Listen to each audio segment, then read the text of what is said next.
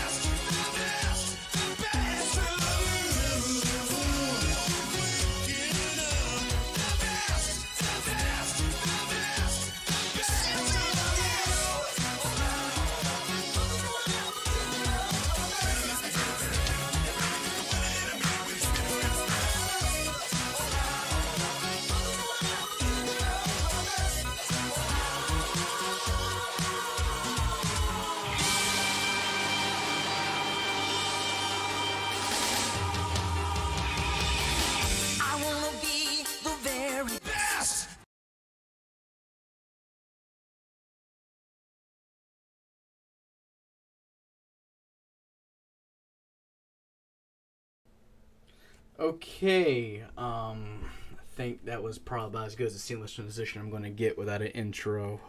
Okay, Bag, you can unmute now. Fuck you, motherfucker! Revenge, bitch. That's for spamming it on my fucking stream, you asshole. Hey, it was funny. God. It was funny. You have to admit it. It's not funny. Didn't laugh. Yes, you did. You lied. It's like a shit. I'm not lying. I would never lie. Uh-huh. I would never lie. No. So you didn't appreciate all the monkeys. No. You didn't. They were counterfeit monkeys, bro. You didn't appreciate all the. Oh yeah. For no apparent reason. Ooh. Ooh. You're gonna make me become monkey now. Make you become a monkey. Make a monkey out of you. Is that what you want? Okay. Okay. Yeah. What's up? What's up, Eva? What's up, Nightshade? I don't know if he's still here or not. Probably not. I don't know. What's happening for him? It's hard to say. But anyways, it'll be out here when we're done. So, let's read this introduction real quick. It's like, hello everybody watching, and hello everyone who watching this at a later time. It's been a while. If this is your first time here, my name is TheBagoDouche, and with me tonight is a person I have come to know in the last few months. Chances are, if you've heard of this person, you might not have the best view or opinion on this individual. You more than likely have formed your opinion based on second-hand accounts from less than reliable sources. I'm not doing this with the goal of changing hearts and minds. I'm doing this because why the fuck not? And it's like, why do you care? Shut the fuck up. They're not gonna listen to you anyway. You know that. I don't care. This is more aligned for me. Ah. Okay. So So Bag. Oh, there's Nightshade. Oh yeah. You're gonna be doing that all fucking stream, aren't you? Maybe. I don't know. Well, you know, we have other ones too. We have ducks. We got ducks, and we got air horns for no reason. So yeah, we'll use those as they become applicable. How about Fuck that? you! Where'd that one come from? Oh, that's from one of my friend's servers. Yeah, yeah, that's right. You pay money to use a service that's free. Yeah, I do. I do it to boost my server. That's why I do it. So I make it better. Make it better, but yet you can't hold it together with duct tape alone. You need dreams and about 1,000 different channels nobody uses. Yeah, that's true. I mean, the server was intended to be bigger. Like, I intended to make it more public. But, I don't know. If I'm going to have a server that's more adult-oriented, it's like, I don't want to do that. Yeah. Well, there's still a ways to go about doing that. It's just more in the lines of, I don't know. It running a server like yours is... It leaves a lot of doors open, but we'll get into this interview. And like, this is more of a redundant question for me and everyone who's watching, but probably not for anyone who's watching later, or if anyone actually watches at all. But we'll find out. Okay, so the first question is, Bag, who the fuck are you? Who the fuck am I? Who am I? I'm everywhere. I am everywhere. I'm everyone. I am the knight. I'm the douche man. Yeah. That doesn't answer my question. Well, it's a pretty fucking basic question, but it's like it could go any way you want it. Who am I? I'm a dude who draws cringe on the internet, and I talk about shit. That's it. That's what I am, basically. That's pretty straightforward answer. That's about what I expected to pop up. So here's another question. These questions are going to get a little more well defined as we go on. But the good question is, how did you start doing YouTube? How did I start doing YouTube? I've been on YouTube for well over a decade. I started out on smaller accounts. I like to fuck with people. I was like an early internet troll. Essentially, I like to fuck with people because it was funny to see people get mad. I had a bunch of accounts that got banned over the years, whether it's from copyright or because I messed with somebody too hard. A bunch of like really, really unnamed accounts. I don't even remember what they were called. It wasn't until later on I started actually doing my own YouTube shit, and I wanted to do something a little bit more refined, just a little bit. So I eventually started doing like old school commentaries, like really shitty ones, like the slideshow ones that everybody likes to meme about. I watched those people back in the day, like Youngblood Fantasy and Nation Johnny K, all those people like back then, and they were kind of like an earlier inspiration for me. Also, Jim 81 Jim, which for those of you who don't know, is also Mr. Mediker, as he's known nowadays, or the Internet Aristocrat before. I was pretty inspired by them. I like the way that they do it. I like the carefree nature. But something happened. A lot of the commentary people from back then, from the slideshow days, they like to do things to act more intelligent, but they weren't. They were basically retards, and they got into a fight with a. I can't say what the dude was described as, but Why is that? they got upset.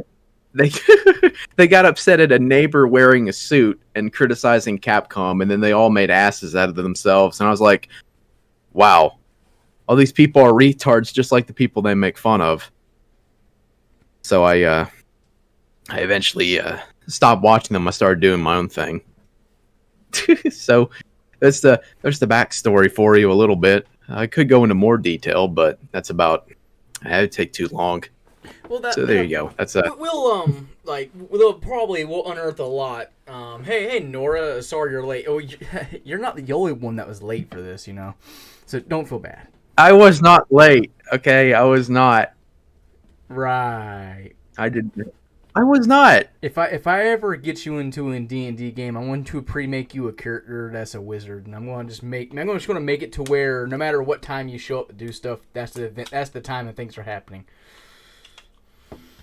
No, you play your D&D games, you're going to bring me on. First off, you're going to have to drag me there in chains because I don't like D&D. If I was going to be anything... No, I haven't. If you're going to bring me there by force, I'm going to have to play Joe Baggin. That's going to be my character. Drag me there in chains. So I'm going to sleep through the whole damn thing. Oh, yeah, trust me, if you were playing in one of my games, you probably wouldn't be sleeping too much. It tends to be very You ever watch Adventure Brothers? No, I haven't. Seriously, wow. Okay, that's a good bit of television. I highly recommend it, but it's very much like a very serious setting and serious situations. But the wackiest shit happens in them that somehow like solves the situation. Like I talked about earlier, like defeating a dragon with 2 iron doors. He's like choking or eating pennies. Or eating pennies or something of that nature. There are a bunch of things got solved with like random bullshit. Eat the pennies, fly boy. Yeah, actually, I know that clip because he wanted me to use it as a super chat. That was a funny fucking situation they were in there for that one. But that's beside the point.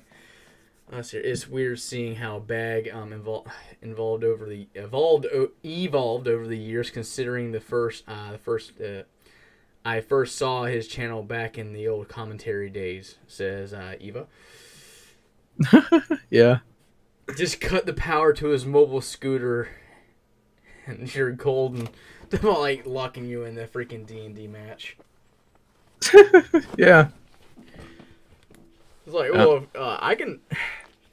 Everybody gives a bad rap with the situation. Like, oh, I don't want to play it because it's geek shit. Right? Well, to where that used to be true. Now everybody's getting into it, but that's neither here nor there.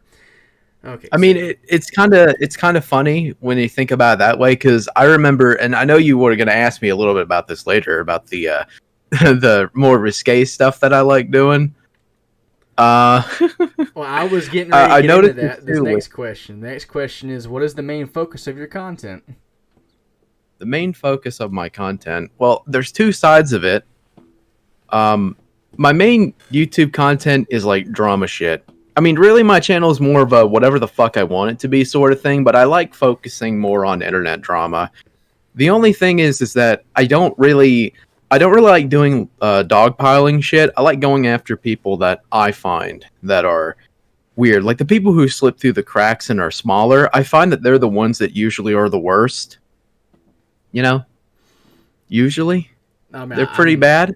the circles that I'm in, like, do roughly the same thing, but it's more in the lines of to the degree that they carry them out with doing these things. Um, Hmm. there's like I said earlier in your stream, there's definitely an appeal to drama, and it's not necessarily a healthy one, but it is a very addictive one. The biggest problem I think that lies with a handful of people is not losing yourself to the idea of like the blood sports of it all. Like you take for instance, like the brand of trolling that's going on nowadays, with Cyrex, and how people are people are like vehemently against this guy to a large degree, and where they should be, it's like we were talking about before the stream had taken place. How his shit's been dropped, like his charges have all been dropped, and it's due to the nature of how everything came about. See, the people who are a-logging him and people who are covering him, they want him to go away for his pedophilic tendencies, and that's all well and good. The only problem is the weight of bringing charges for that and evidence, and him failing to assault a dude who was another lawyer worth his salt could argue like you were antagonizing this dude. There's history of everyone antagonizing this dude all over the freaking internet, and it was like, and he could call the freaking district attorney to the fucking stand after subpoenaing them and say, is it true that you've received countless emails among emails of fucking bullshit? And that right there would prove that this is a case of like internet vigilante justice, like being like, and that's frowned upon in the court. So rather than possibly losing the case, it's better off for the attorneys to just drop it entirely and say, this is stupid internet shit. Don't muddy the sanctity of the court, if all possible. So if you're gonna hit this guy, like I hate to talk like Noel for a minute, but no, I don't. Like Noel had said, it's like, if the dude is bad enough, then why do you stomach him? Why do you stand him being even alive? It's like the very fact that nobody's like iced him yet just proves that he's not worth it. Yeah. Like no one's everybody's willing to somewhat get hit with a bat, but no one's willing to do what they think needs to be done. And honestly, if we're looking at it from a different standpoint, since he's never going to leave the internet, he could possibly be the perfect lolcow, because to avoid him from ever messing with any kids online, all you have to do is just keep dicking with the guy, and that takes up all of his time. Well, I have to disagree. I don't know if Cyrex would be the perfect lolcow. I have to throw out that El Guntito, the rage pig. Ethan Ralph is more of the perfect lolcow. I got to be honest. Like, you can go through like his history and shit, and you can see him like revenge porning people, posting shit like that, going to Portugal to own a coke addict, and then getting his shit kicked in and losing his purse. I view that more as like the perfect locale. It's you can see the archives and all the like manifestos and shit. I don't know if manifesto is the right word to use for Ralph, but you can see the change. You can see all the shit because he puts it out there, and people aren't afraid to put it out there neither. Like him trying to take people down who make fun of him, like going after people who have like 10 viewers and shit just for saying his name. So I don't know. Maybe there might be a hollering hog showing up in your chat just from me saying that. Who knows? I don't know. I know a little bit about Ethan Ralph to a certain degree, but I also know that he's capable of realizing when he's made a mistake. He's like here recently with like his wife leaving and whatnot. Now, the hallmark of a good lolcow is that they actually never learn and they never accept their faults. And Cyrax is physically incapable of understanding where he is in the wrong. He in every scenario you put forth in front of him, he is always in the right, and he will do anything to justify in his head that's there. Like you want a lolcow that you can milk for content that will never die. But I'm not the one wanting to poke this motherfucker. Like if I thought he was bad enough, then he probably would not continue to exist on this server. If you understand what I'm talking about. But I don't think I think he's bad. I don't think he's a threat to anyone bad. Ralph is more of a threat than Cyrax is. To be honest, I have to be honest. I don't know a whole lot about Cyrax. I know way more about Ralph. And Ralph, I know that you mentioned his wife leaving him, and he felt sorry for it. That didn't last long, especially if you pay attention to it. No, he doesn't feel bad. He doesn't give a shit. He did the same thing to Faith Vickers, like back in 2020, 2021. Faith Vickers. So, like I said, I don't. There's so many different people to follow and like look at this shit. It's a matter of like the amount of exposure. Unless you're gonna follow the right people, or you're gonna willing to like sit around your phone for hours on end reading this shit off the forums or wherever it can be found, you're not gonna know a whole hell of a lot. And from where I'm standing, the people who I'm subscribed to have like constantly with the Cyrax stuff. It's always right there. It's yeah. Like if you equate lolcows to like food and restaurants, there's always going to be a McDonald's for cheap and easy laughs, and I think that's Cyrax. And more either I might be looking at like Burger King in a sense, to where like the original tried and true situation is going to be Christian, but I'm not entirely sure what all that's going to be happening now that they're both free technically. One got the charges dropped, and the other one's got their charges dropped, and now they're out in the wild. So it'd be interesting to see what occurs from that. But to get back into the wheels of the interview here. So yeah. The next question is what got you started into doing NSFW? Okay, this is always like the elephant in the room. People ask me about like why. This is actually a really good question. I never really answered it until now. The reason why, when I was younger, when I started doing YouTube shit, like way back in like what, fucking 2010. Like I mean, it was long before then, but it wasn't until I started watching like the slideshow commentary people, and they were like extremely against porn and shit, like kink stuff. This was all the way back in like 2009, 2010, 2011, around that time. And it stuck with me for a while. Like I didn't like NSFW. I did not like kink work. I hated it. I didn't like it. I thought I had the Andrew Dobson or Tom Preston mentality of it objectifies women, essentially, or whatever. Objectifies people. It's porn. Like Coomers are dumbasses, which is true. I have to point that out there. All this shit. Like I had the kid mentality. I was about 12 or 13. I think I could have been younger. It was around that age frame. I was young and dumb. I thought I knew fucking everything, just like every teenager does. And for years, I didn't understand it. I didn't even really understand what a fetish was until later on by accident. And I know you're probably wanting to get into that, and it kind of plays into it as well, like why I draw what I draw. I mean, if you want to, that can that's actually the next question on here. I can go ahead and read that. We can follow into that. Okay, so as I wrote, now, comma, because I did it for dramatic effect for some fucking reason. And it's like, you knew this was coming up. The kink that you are most known for drawing is wedge stuff. It's like, how did you become so engrossed? How did this become so engrossed into your character?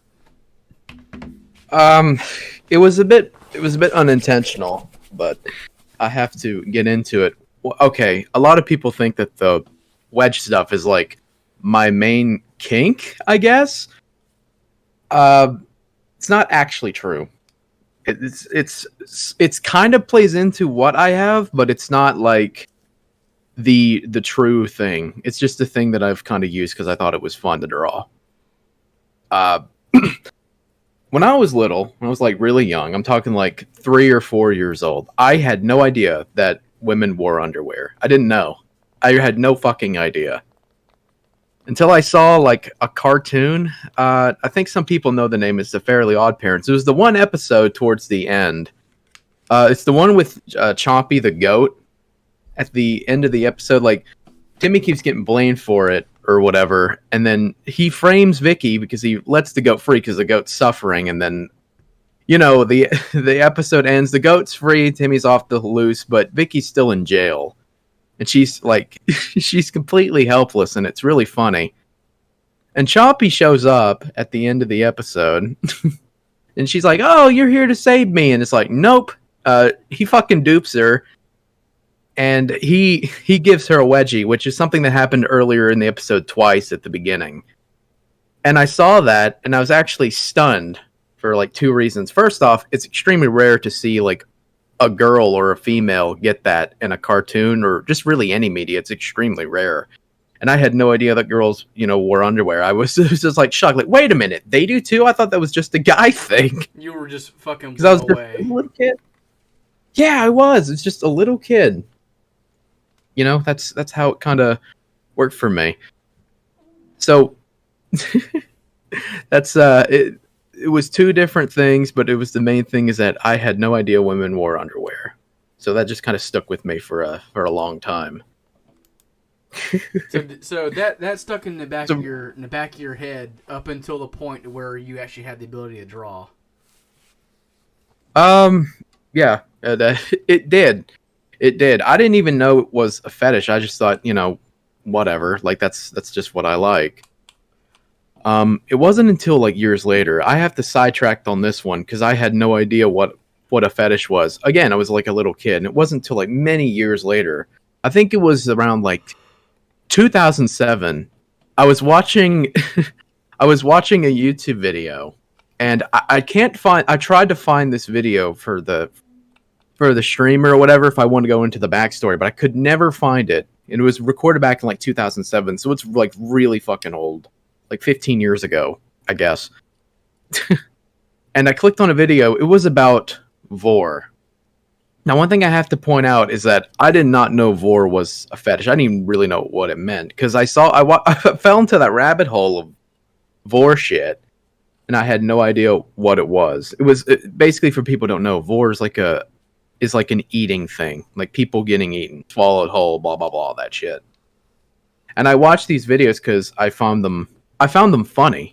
Like it wasn't erotic or anything like that. I didn't even know. I just found it like fascinating, I guess. It's kind of hard to exactly put into words.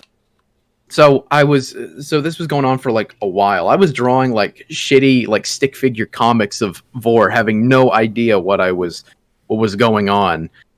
And it all changed when I saw this video on YouTube back in 2007. I think it was actually more like 2008. It was a fat nerd, a fat white pasty nerd, and he had a bunch of vor pictures on screen, and he was saying vor is one of the sexiest fetishes out there. And it was like 11 or 12 a.m. I was at my grandma's house in the countryside, in the roller side of fucking whatever state I was in. At that point, I had to pause the video. I walked outside onto her back porch in the dead of night. It's completely dark out. And I had to just look outside and just think to myself, what the fuck did I just hear? What the fuck did he just say? Is this people get off to this? This is a fetish? So that really fucked with my head. And that's kind of how it went. So years later, I found out that there were a bunch of people who were like wedgie fetishists, and I joined a forum to kind of spy them a little bit, trying to understand like what the hell's going on, because I didn't really know what was happening and shit. I was just confused, like very, very confused. But I did spawn them. This is like around, I think, 2010 or so, when I started really paying attention to it. Started putting together my little research into what was going on, and I had a video that, interestingly, ages pretty poorly, especially with what people know now. Some other things aged really poorly, naturally, because I was like anti-fetish, anti-kink work, all that shit. But I eventually started loosening up to it, I guess the way to put it. I mean, it kind of ties into what we said earlier about, the D&D thing, how you mentioned that people think it was really nerdy. Now people are getting into it because like it doesn't have to be that way. It's kind of the same thing with the gamer scene too, like the esports. Like if you tried talking about esports back in like what 2003 or 4, people would have fucking laughed at you. But look where we are now. It's just it's a changing environment. Laughing and having like, oh, the MLG meme, and then like no one even remembers what the fuck MLG actually is anymore. No one. Like, well, I wouldn't say nobody, but no one in the current sphere or the new age like sphere of gaming is like was there in Halo 2 and Halo 3 like era bullshit. Like the actual framework being laid for all that fucking retardation. I would say, but it exists now. And I can also say when it comes to like the esports scene and whatnot, we are all worse as species for it existing. Yeah. So yeah, it's just like a changing palette of things. That eventually happened. I also had an epiphany early on. I was like, if there are people getting off to like feet tickling, like all this shit, like literally feet, like literally any. I know, feet. Just feet. No, there was a... Damn, I wish my co-host was here. He would have a fucking field day. We have stories about finding out that somebody's got a foot fetish like in our personal lives, and we're like, okay. So him, it was... Okay, so I hate to detract, but I would be remiss if I didn't tell this story.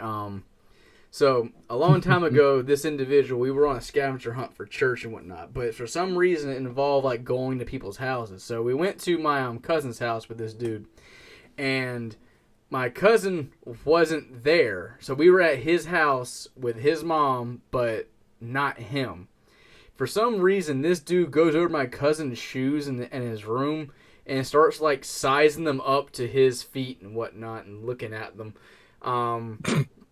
We didn't know anything at the time, but the funny thing was when me and my co-host had told my cousin about this, whenever that dude entered the room, he'd run over real quick and take his shoes up so the dude wouldn't look at him. Dan Schneider? Yeah, I have no idea. All I know is when it finally came down to it, I was like, hey man, you know that Josh over there, I figured out he's got a foot fetish. What do you mean? He's like, well, I was showing him my stash, and he showed me his, and it's nothing but anime girls and feet. I'm like, huh? Just we gave him so much hell for that. You think he was like a serial killer chopping off people's feet? I don't know what happened to him. I think the dude came out being gay, which didn't help. That he was trying to steal my cousin's shoes or thinking about it. I don't want to claim he was thinking of stealing, but there's only a certain number of reasons why you would take someone else's shoes and size them up to your own feet. You were trying to solve a murder mystery, or you were Dan Schneider. There is no in between. Dan Schneider. Or it's like, oh, he got the fake G's. He got the fake G's and shit, man. Shit. No, but that was, We got derailed entirely from that situation. Where were we? Okay, I was talking about how it developed. So We're talking about basically, feet. I started thinking to myself, yeah, we're talking about feet. We're talking basically kind of blends in that literally anything could be a fetish, and it shook me the wrong way for many fucking years. Like I'm talking so long, I felt uncomfortable drawing certain characters, because if I drew them like any situation, it would be like someone would crank to it no matter what. So it just kind of fucked me up for a long time. And then eventually, I don't know what exactly happened, but I got tired of just like not being able to do anything anymore. Like it just kind of fucking it just kind of fucking broke me, to be honest. I was like, literally anything could be a fetish. I might as well not fight it. Like I'm not getting off to it, right? If I'm not, is that a problem? So I just kind of started to inch my way and drop it. Now, one thing is that kind of also held me back is because I made fun of other like wedge vets. Some of those people, I made fun of them in the past, You and still I do. criticized them. Now, some of them, I still do. Usually people who get under my radar or doing some really sus shit. Like here's my stance on like fetishes. Even back then when I started, changing it, like as long as you're not hurting somebody or you're attracted to children, or you're not grooming people into doing it to get your material, like you're probably fine, you know? And even then there are people in that community that just rub me the fucking wrong way. I'm not going to lie. And even with some of my work and the stuff that I draw, like I have my own standards. For one, no children. I will never draw. I will not draw like kids, especially since I'm an adult.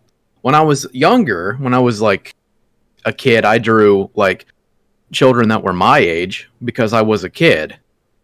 That's not because whatever, right? But I'm an adult. I don't draw minors. I'm not doing that. Yeah, like there has to be some sort of checks and balances, I believe, when it comes to embracing any level of degeneracy. And it's like Yeah. one would say that like any amount of degeneracy is bad, and to a degree that can be right. But that's like saying you can have no amount of fire whatsoever because you might burn down your house. Well, then how are you going to cook your food? Like how are you gonna Hmm. how are you going to heat your house? How are you going to do anything? So you need to know how to handle certain things in order to like live either comfortably or to the best standard you possibly can. Like one would say that that removing yourself from these things would make you a more Hmm. whole person. I would argue knowing like your shadow, knowing your dark side, and knowing what it could like potentially become, or to the most extreme, would help you avoid from having to go that far. More or Hmm. less, it's one of those things where you could like throughout your life you'll search the most depraved things, or you'll see things that will shake you from your foundation, or it'll be a test more or less when you come across certain things. So if you're I able mean, to I've be able heard to those understand, stories. go ahead. Yeah, like I've heard those stories from like 4chan people, or like they were straight and then they started getting exposed to like girls with dicks and they were grossed out, and then they slowly but surely started to appreciate it more and more. It's like it starts with baby steps towards something else, essentially.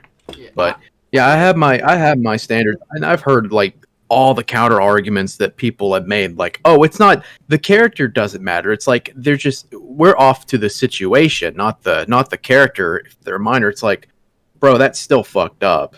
You're It aware of is it. that character in that situation. The subject matter and the intent are like matter.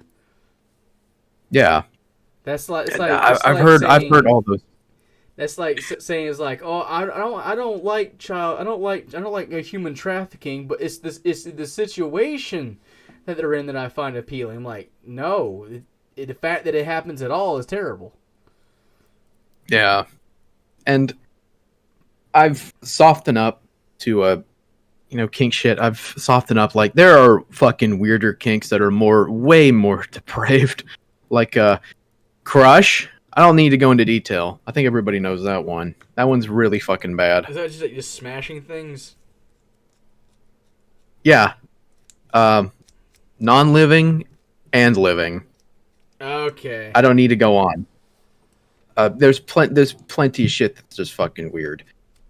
But my thing is, like, as long as you're not hurting somebody or something, or you're trying to rope people in, because even though I'm technically a part of, like, the wedge, the WC or whatever, there are still things people do that absolutely fucking pisses me off or just makes me feel really uncomfortable.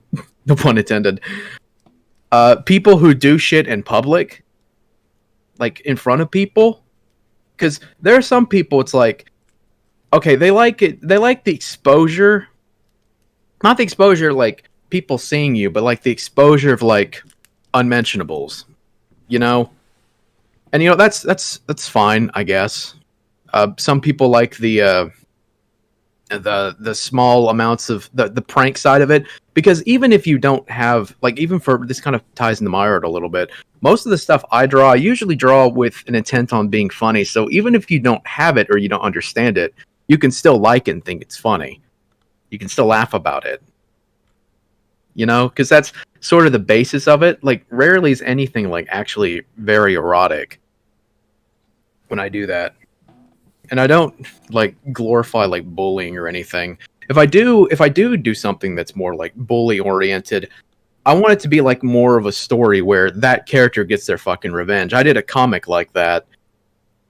One of my characters gets hypnotized and she gets bullied, essentially. And towards the end of it, she gets her revenge and just clobbers the fuck out of the two people who did it to her.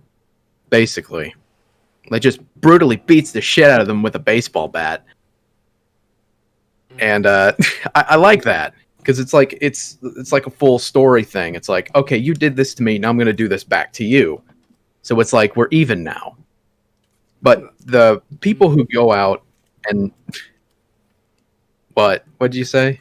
I don't know. I thought the whole thing like I was like beat you to a pulp with a baseball bat. Now we're even. I was like brought me back to thinking about freaking The Walking Dead. Yeah. This is for not killing me. This is for not killing me, Coral. Yeah. But there's a certain point where it goes from like okay, I like that. That's funny. That's kind of hot. It's kind of hot, bruh. It's kind of hot. To the point where it's like, okay, this is too fucked up. Because there are people who take it way too fucking far to the point where I'm like, no, I don't support this. Like the ones who are like doing it in public. Like I think we went over the stream whenever you were on, and they were like hanging themselves in public or whatever. You mean Danny? Yeah, the beautiful woman. Sure. Yeah, like that. Like that shit, and people watch and they fucking all this shit, or it gives off like a really fucking bad impression. It makes people think you're a fucking sex pest and you're a freak, which is basically what it is. Or they have like tattoos of certain things, like their interest on their arms and on their, like a tramp stamp on their back, but they're a beautiful, stunning, and brave woman. It's like, it's so fucked up.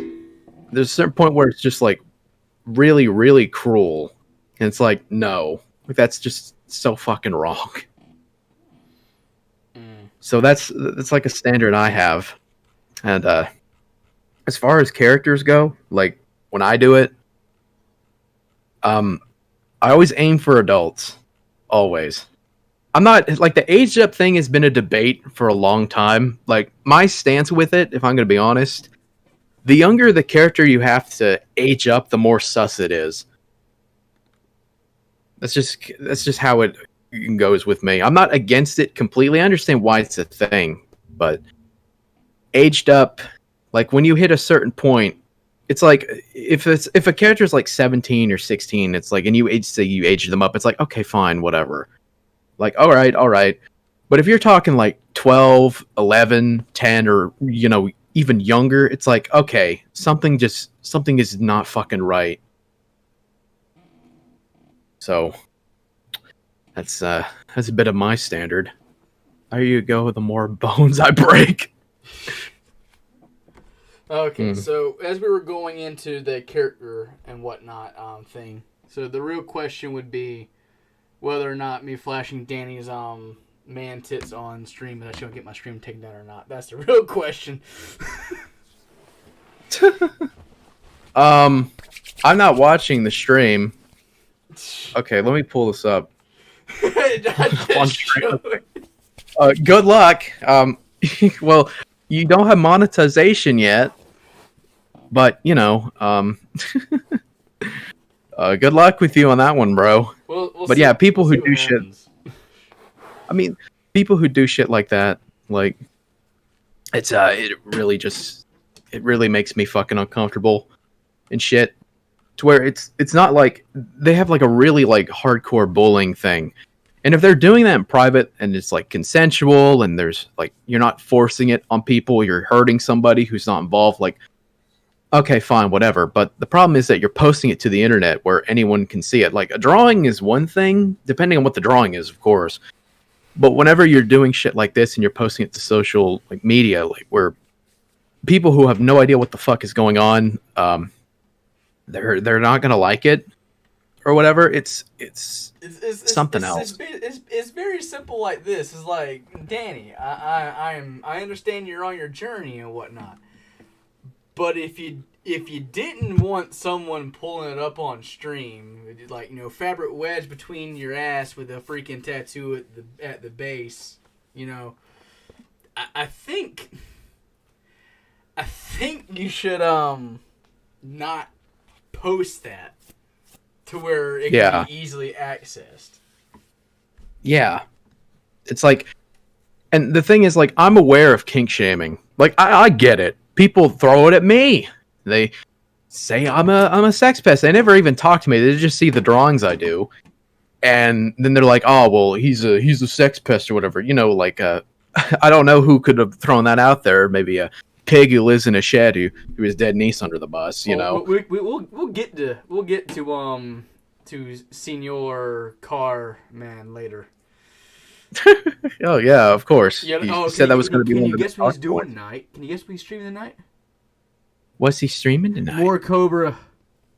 Oh yeah. He's got a. I didn't want to scare you too much with anything different. Oh. I didn't want to bring a shock your system. Oh, he's streaming Cobra JVS and fucking Chris Chan. Who could have seen that coming? Oh yeah. No, he's not gonna. I apologize. I forgot you were in chat. I'm sorry I flashed you with Danny's shit that he posts publicly on X. Yeah. Formerly known as Twitter. With no age verification or anything, like, and nothing that says at the top of their thing to where whether or not it's safe for work or not. Fuck, even I do that. So it's like, Jesus Christ. It's like, yeah. If you hit me, miss me with that, it's a private affair bullshit. Don't put Bag, what are your thoughts on sushi and the people who make it? Yeah, what are your thoughts? I'll answer that. What are my thoughts on sushi? I fucking love sushi. It's fucking awesome. Yeah. The people who make it have fucking weird looking eyes and they talk funny. Oh, funny story about that. The place I work in the store, like at the store, one of the stores I frequent and work at, they make sushi, and they have this little old Asian lady that that works there too. And one time I helped her move a bunch of like heavy shit to the back room. It wasn't my job. I don't work for that company. But I was like, I'll be kind. I'll be kind. I'll do this some kind gesture or whatnot. And my God, she would not leave me alone. Like I thought she was hitting on me at first. I'm like, okay. Yeah. But yeah, so to wrap up the kink shit or whatever, I was like Andrew Dobson, like it's objectifying women or whatever, even though I was like looking at porn and shit. And I was looking at what I liked. And it was very hypocritical. So I just learned to just kind of embrace it. And just to add, because ever since I started doing NSFW, my artwork has greatly fucking improved. Like actually learning how to draw. I have to learn how to draw bodies, and I have to give myself criticism.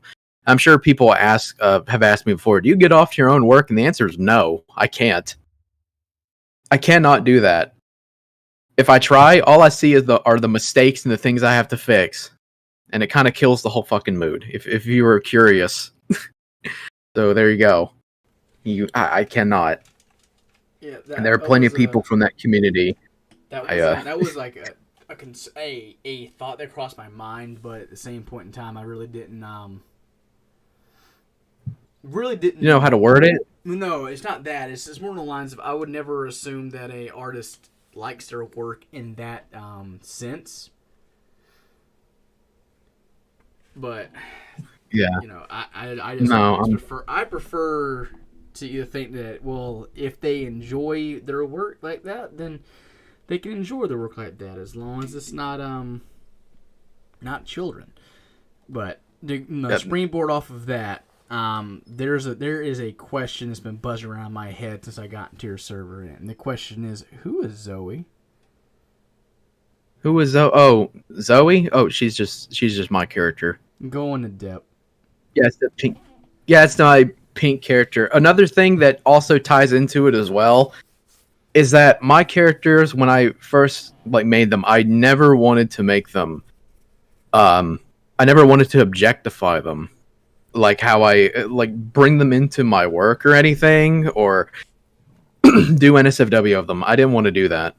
There's a few other facets of that too. Like when I was younger, I fucking I saw a lot of people making like NSFW characters and shit. Like they have all these like backstories and shit, all this stuff going on, but they're just drawing like porn work, and it just kind of killed the mood with me.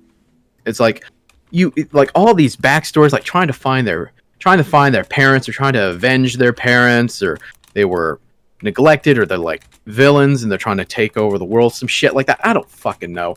Like character shit, like my OC donut steal sort of shit you'll see, and they're just drawn in like porn work. It just kind of, it's like such wasted opportunity.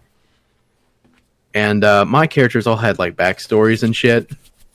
And Zoe's whole thing is that she's basically crazy. She's not super there. She's not like, how do I put this? She's not like mentally handicapped, or she's like being abused or whatever. Blah blah blah, that shit. Like, nah. She's just a very upset, very kind of fragile person. And as the story went on with the story she's supposed to be a part of, she's supposed to grow more independent as it goes along. Essentially, she starts out weaker and then she grows stronger, and all the characters do that, which is what was supposed to go on. But I just kind of said, fuck it. Like, people will probably draw porn of her anyway. If my comic ever did take off, which it probably won't, it'll just be like a very niche thing that's just with me, and that's it. I just kind of have to learn to accept it that people probably do that. So I was like, eh. And you know what? It also helped me understand like their, I don't know how I put this, like their bodies, like how to actually draw them, make them different, because they all look the same. Especially if you saw some like some of my older work, they all wore jackets and they all look like bloated stick figures. So I just kind of learned to let it ride. Like, fuck it. Who cares? So that's So she's insane. I caught that. So what is like the crux of like world building with Zoe? The crux with world building. Yeah. Okay. So Well, she exists like. I'm a real big like nerd for like lore and shit. So when it comes to, like having a character, I want to know like where do they sit in relation to the world they're around, and what kind of world is it? How do they react to the world around them? So with the world around them, Zoe, along with all of her like, I don't know if I could say friends, all of her housemates, is that they're all like human animal hybrids that are stuck in this world where they shouldn't belong. They're a complete mistake of evolution.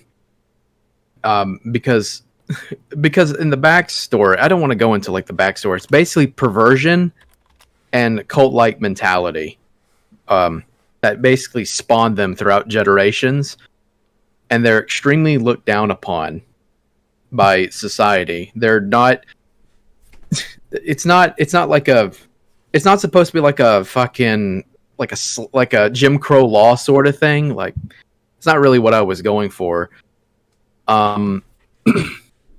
There, it's hard to put into words because I never really wanted to describe the lore essentially, but because I'd rather show it and not like just tell you outright. But they're they're technically humans, but they're more like they have animal traits with them. They kind of act like animals. They have like the mentality. Some of them are more animal than they are human. On this weird like spectrum thing, they all have like certain disabilities and things that spawn. It's really fucking hard to describe it. They all have different faults, which is from their genes and things that just don't mix, and they're treated like shit. They have a duck health complications brought to the forefront through different exposures, or more in the lines of like the genome itself not flexing correctly in the scheme of their body. Like they weren't. You said they formed naturally, but the way it sounds is that they formed very unnaturally. It's pretty unnaturally. Like that's kind of how they came into be, and now they're just kind of in this world. But they're very not well liked, or they're just tolerated at best. And they're given a lot of shit, but they're also used for like other things. Some of them try to kill ones to make them into furniture, rugs, coats, jackets, and shit. Some of them want to fuck them. Some of them want to unionize. Other ones are just want to be left alone. All that kind of stuff. They're essentially outcasts. It's kind of like a primordial thing, like primal feeling of like they're animals, and it's kind of the tie into how people have like an animal side, like behind the scenes. That's sort of how it's supposed to be. Like they're all animals at the end of the day, like including the human characters and the manimal characters is what they're called in the story. It's like everybody's got an animal side. Everybody's an animal at the end of the day. They all kind of act the same, even with all their faults.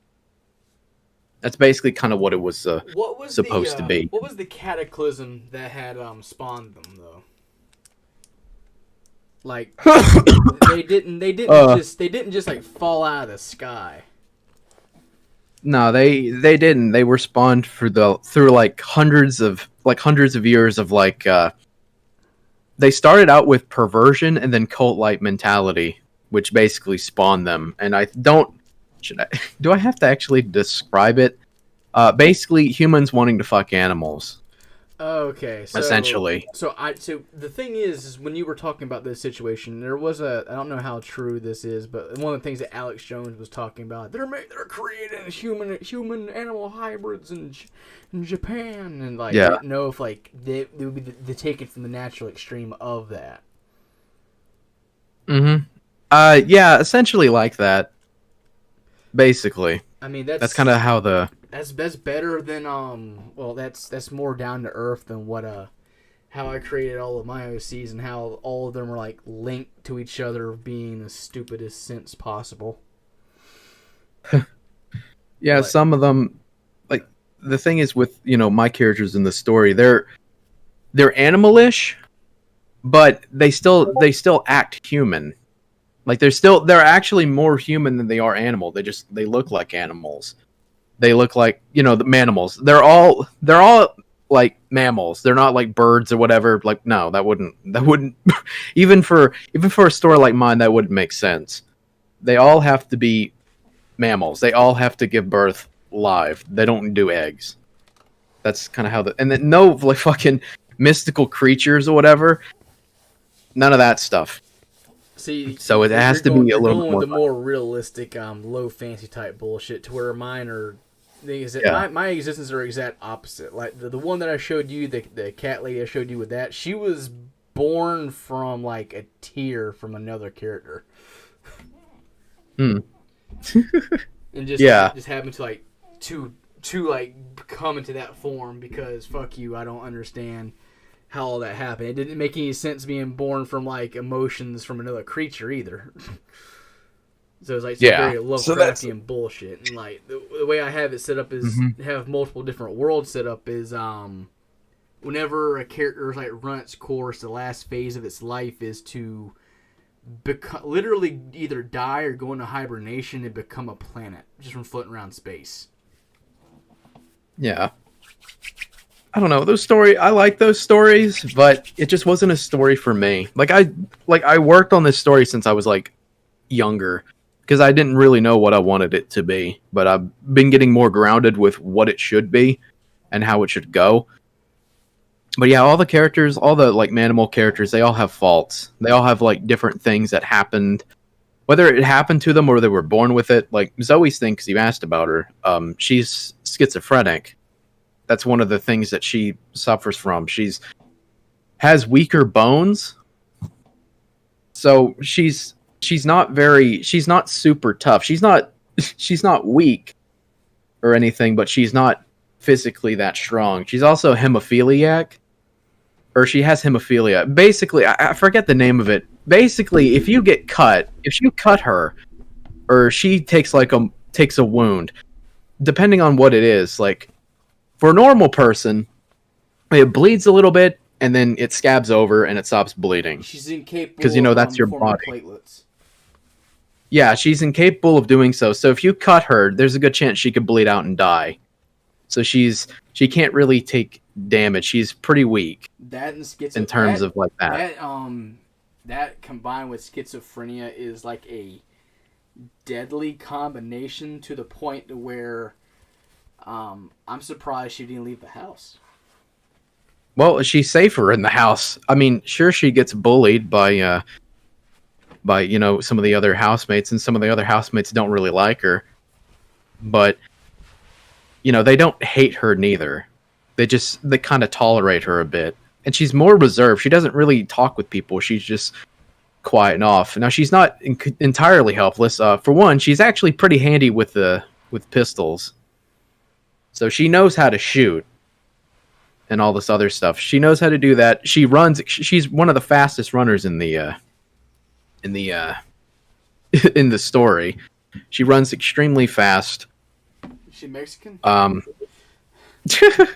No, it's kind of funny. Like I kind of thought about the where she would come from and the way that where she was born, or how she was born. She was a mix between an American manimal and then a Japanese manimal before the Japanese just decide to fucking kill them all. Because they're hated so much that certain countries have just killed them outright, just hunted them all down and killed them for sport, fun, and just to cleanse, and then other places just keep them alive. So Yeah, that's that's the main thing that I've always curious, like when it comes to people's OCs and whatnot and the characters they choose. Like I can't I can't not ask and I can't not know. Like, there's always got to be a reason behind the bullshit to a certain extent. Yeah, there is. It's just I just haven't been able to really put it down and really get it like getting off the ground. I've been wanting to have it out for like years now, but I had to keep rewriting it, and I'm glad I have, because a lot of the early shit I had would be really fucking stupid. Oh, fucking true. So you're talking to the king of fucking stupid early shit. but I know yours is like more Lovecraftian. Like, it doesn't really have to make sense. With mine, it has to. It has to be kind of like you can kind of understand. It's still fiction, of course. No, you don't understand. Okay, so I built the freaking lore of like the deep lore of all my shit since I was in grade school as well. How uncreative I was, I would just create OCs for different shows and say, yes, they're clones of me, but in this thing. And they all, instead of like naming them, I'll just give them numbers because they're clones. Why would they need names? Mm-hmm. And like, yes, you have an entire world populated by that. It's like, yeah, what's going to happen to it? Let's kill it. Like, okay. Yeah. I should mention this too. Like, all of my characters, except for one, are adults. So in case anyone gets confused, like Zoe, for example, is like 25 to about 27 as the series goes on. The only character that's a minor is Emma, and she's like 4 or 5, and she's like a small, like, little teacup dog. Teacup dog. She's really, yeah. It's I don't draw her often, but she's like the little baby sister to Winnie. And a lot of who's like a dog as well. You just gave me an idea for a comic. If I was any good at drawing, I'd probably draw it. I asked you to reference and draw it, and be like have a character like holding a little teacup dog in her hand. Like, oh, isn't that adorable? And then like throwing at the wall like a freaking baseball, and when like makes collision, just have like a word pop saying like, this character's been aged up, so it's okay. Hyperfixation autism. Well, that's sort of how my characters came into tuition. Like, I was earlier on, they were actually like Sonic recolors back in like 2005 or something. Like, I recolored Tails to be Vincent, who's like one of the other characters. He went through so many fucking reworks. He definitely did. Zoe stayed actually close to the same. Your character has a hyperfixation. My character's literally made out of eyeballs. Yeah, your character's eyeballs and robes and bandages. No, it's like the idea behind it is he doesn't actually have a physical form. The only reason why he's wearing clothes is just so people will know he's there. Yeah. Yep. It's how it goes. But yeah, I guess since you opened this rabbit hole, this can of worms, I guess I can go on with Jane. I know you've probably seen her because she bullies Zoe a lot. She actually likes Zoe. She bullies her because, one, it relieves stress, and also she thinks it's funny. But I mean, even she has like standards and shit. She's not gonna like do some whack shit. If she does, she gets punished for it. But Jane is like, one of her things is that she's autistic, so she's got it. She doesn't really pick up on social cues or whatever. If she actually learned how she's like messing with Zoe, she wouldn't do so. She would be disgusted, which is something I actually wanted to show in a comic at one point. ASMR. Jane bullies you, but likes you secretly. ASMR. Yeah. This doesn't mean I like you or anything, loser. Yeah. She's also really good at cooking, which is like her other big thing from her like turbotism. But I mean, she still has a heart. She just doesn't really fully understand the damage that she's doing. Like, the whole entire dynamic between her and Zoe is that she likes Zoe, but she's fucking with her. But Zoe has no patience and is also held together with scotch tape and bubble wrap. You know? Or maybe more like scotch tape and Elmer's glue. So that's kind of how the dynamic goes a bit. And if Jane fucked with her hard enough, Zoe would kill her. Or try to. Vincent's thing, since he's the main character, is that he is he's more animal than the other ones. Because there's a ranking thing I have. Because the human gene in the story is more dominant than the anthro gene. So they only take like a few things depending on the person. There's type ones that are barely have only like a few animalistic traits. There's type 2 that have more, and they have more of an appearance of animals a little bit. And then there's 3, which is what Vincent is. He's much lower down. So you can definitely tell with him that there is more animal with him than any other character.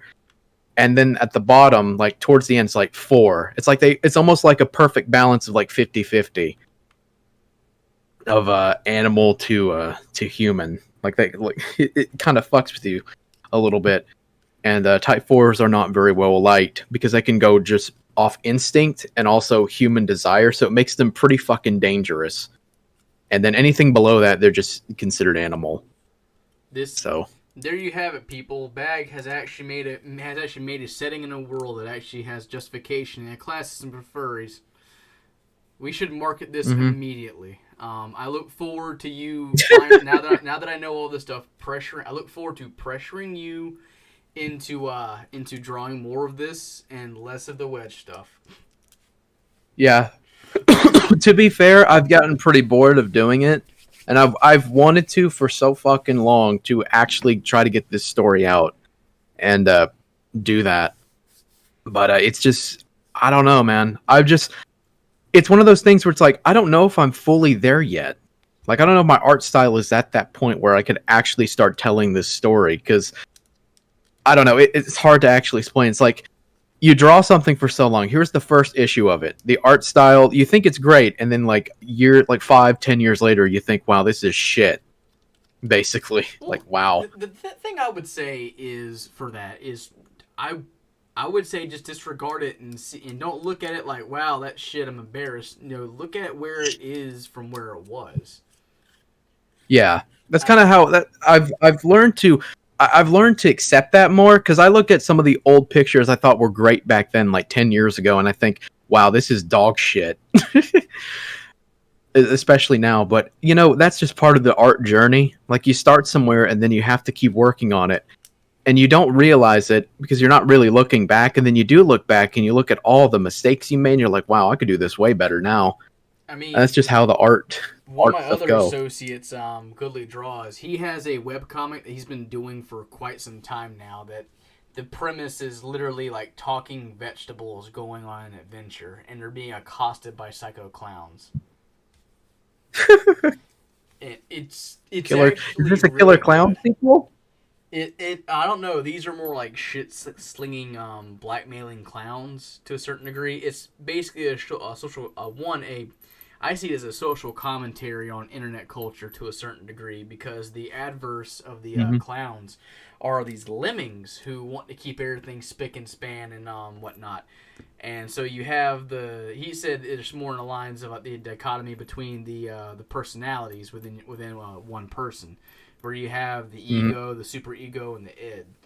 I forget exactly which ones break down into which, but he I see it as a greater social commentary to a certain degree on internet culture, because the clowns can very much be seen as like chaotic, trollish shit posters, and the lemmings could be the people who desperately want to sanitize the internet to a degree, but don't like being in the myth of lemmings throwing themselves off a cliff. They would be destroying themselves by sanitizing the internet. People who do that, and then you have the vegetables in the middle, who are things that shouldn't have sentience and shouldn't have the ability to breathe fire, but they do. Well, at least one of them does, and they are caught in between this like a conflict beyond like understanding, and you could probably consider those to be more or less of the people who just want to be. That's just VeggieTales. Yeah, it's Spazador's VeggieTales. Well, it's not mine. I didn't make it. But it's okay. He I forget how many panels he has, but he has like gone over at least 100 different panels, and his his server continues to grow every day, more or less. But what's really hilarious though, and if he sees this, he's probably gonna like say, "Huh, you asshole." It's like his big like call to fame isn't necessarily the comic, but the comic's the main basis of everything he does. His boost in popularity comes from his coverage and ability to edit videos of the new Pikmin release. And there's pretty solid videos for a game I never played. I want to play it, but at the same time I have no time to play video games anymore, hardly. Yeah, I know you've got like fatherly responsibilities and you have to work a job to support your family. I understand. No, I had to work a job so I can work a job so I can work a job so I can work a job. it's not even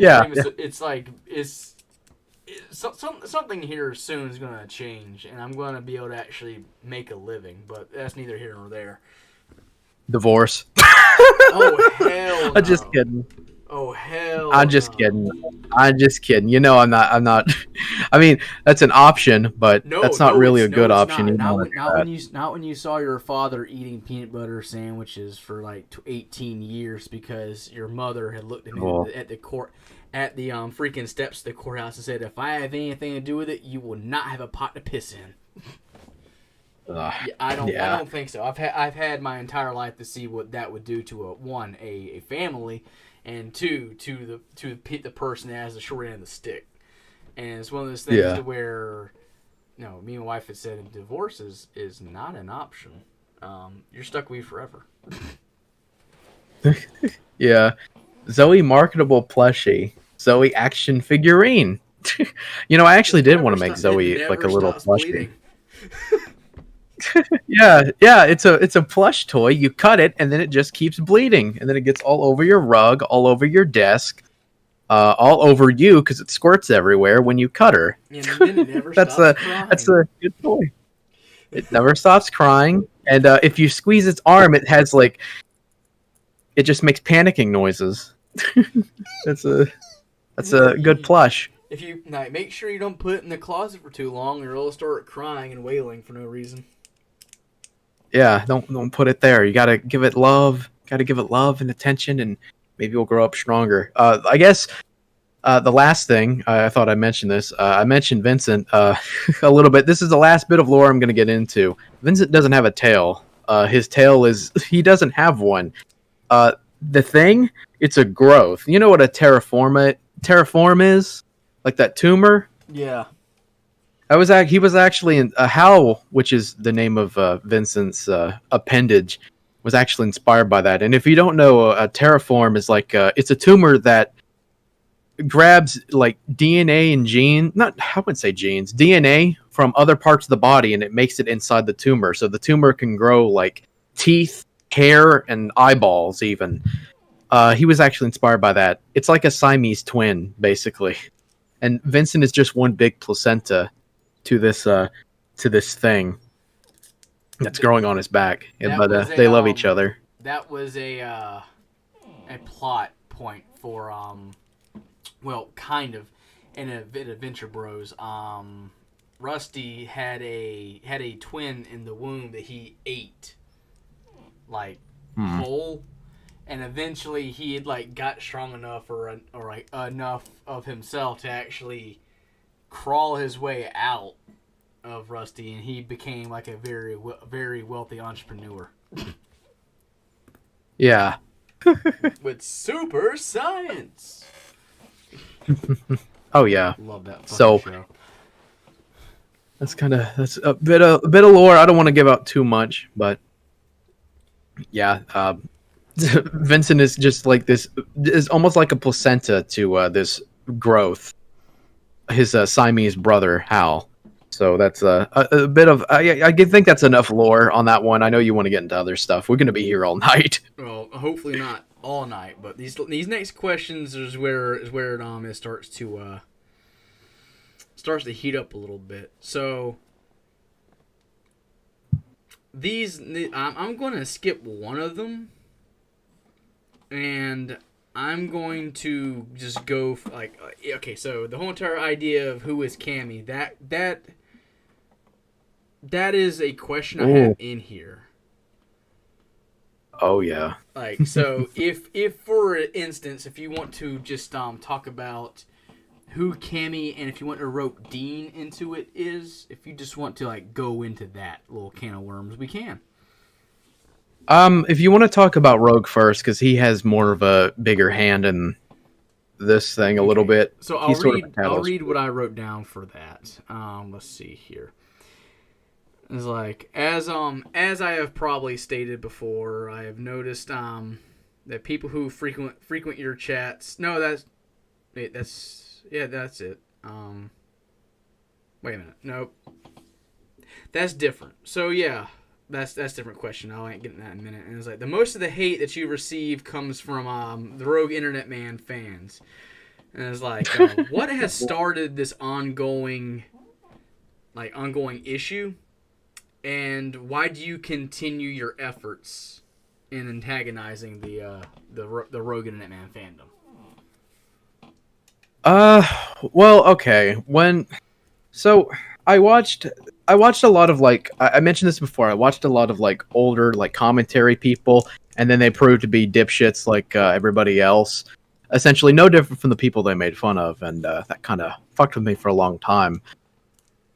And it's kind of like the reason why I don't really have friends on the internet. I mean, there are people I do care about, who are in my circles, but for the most part, like the way things go, especially if we get to the Cammy shit, there's a reason why I don't really have internet friends and why I don't really look up to people online. Like there are only a handful, there's only like 2 or 3 people that I watched way back in the day that have not imploded or been retards. And they all have their own faults and things that they've done, but that's just to be human, you know? People make mistakes, people do dumb shit. It's how they handled it that made me keep liking them. The 3 people that I can think of is Cyberwolf087, who's like a really small, like, he's still around, but I don't watch him anymore, because I just kind of moved on to different people. But I still respect him, because he was one of my other earlier inspirations, along with Mr. Medicare, or Jim 81 Jim, he was known back in the day.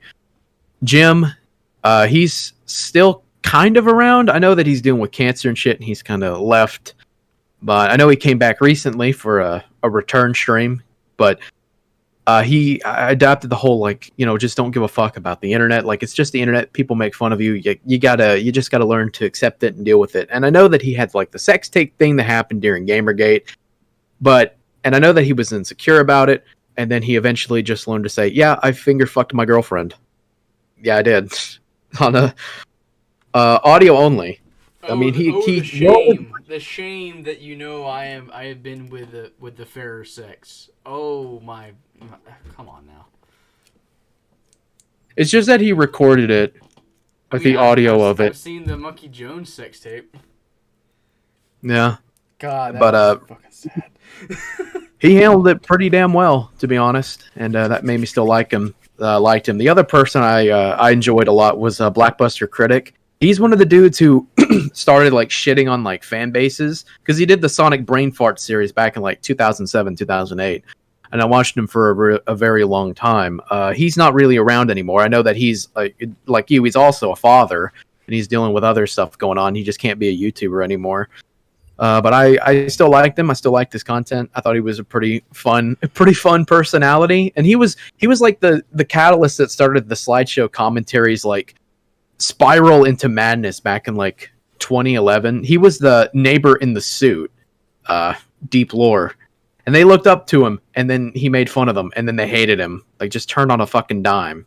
He criticized some people because they were defending Marvel vs. Capcom 3 for being being poorly handled, which it was. But you know, like that kind of shit.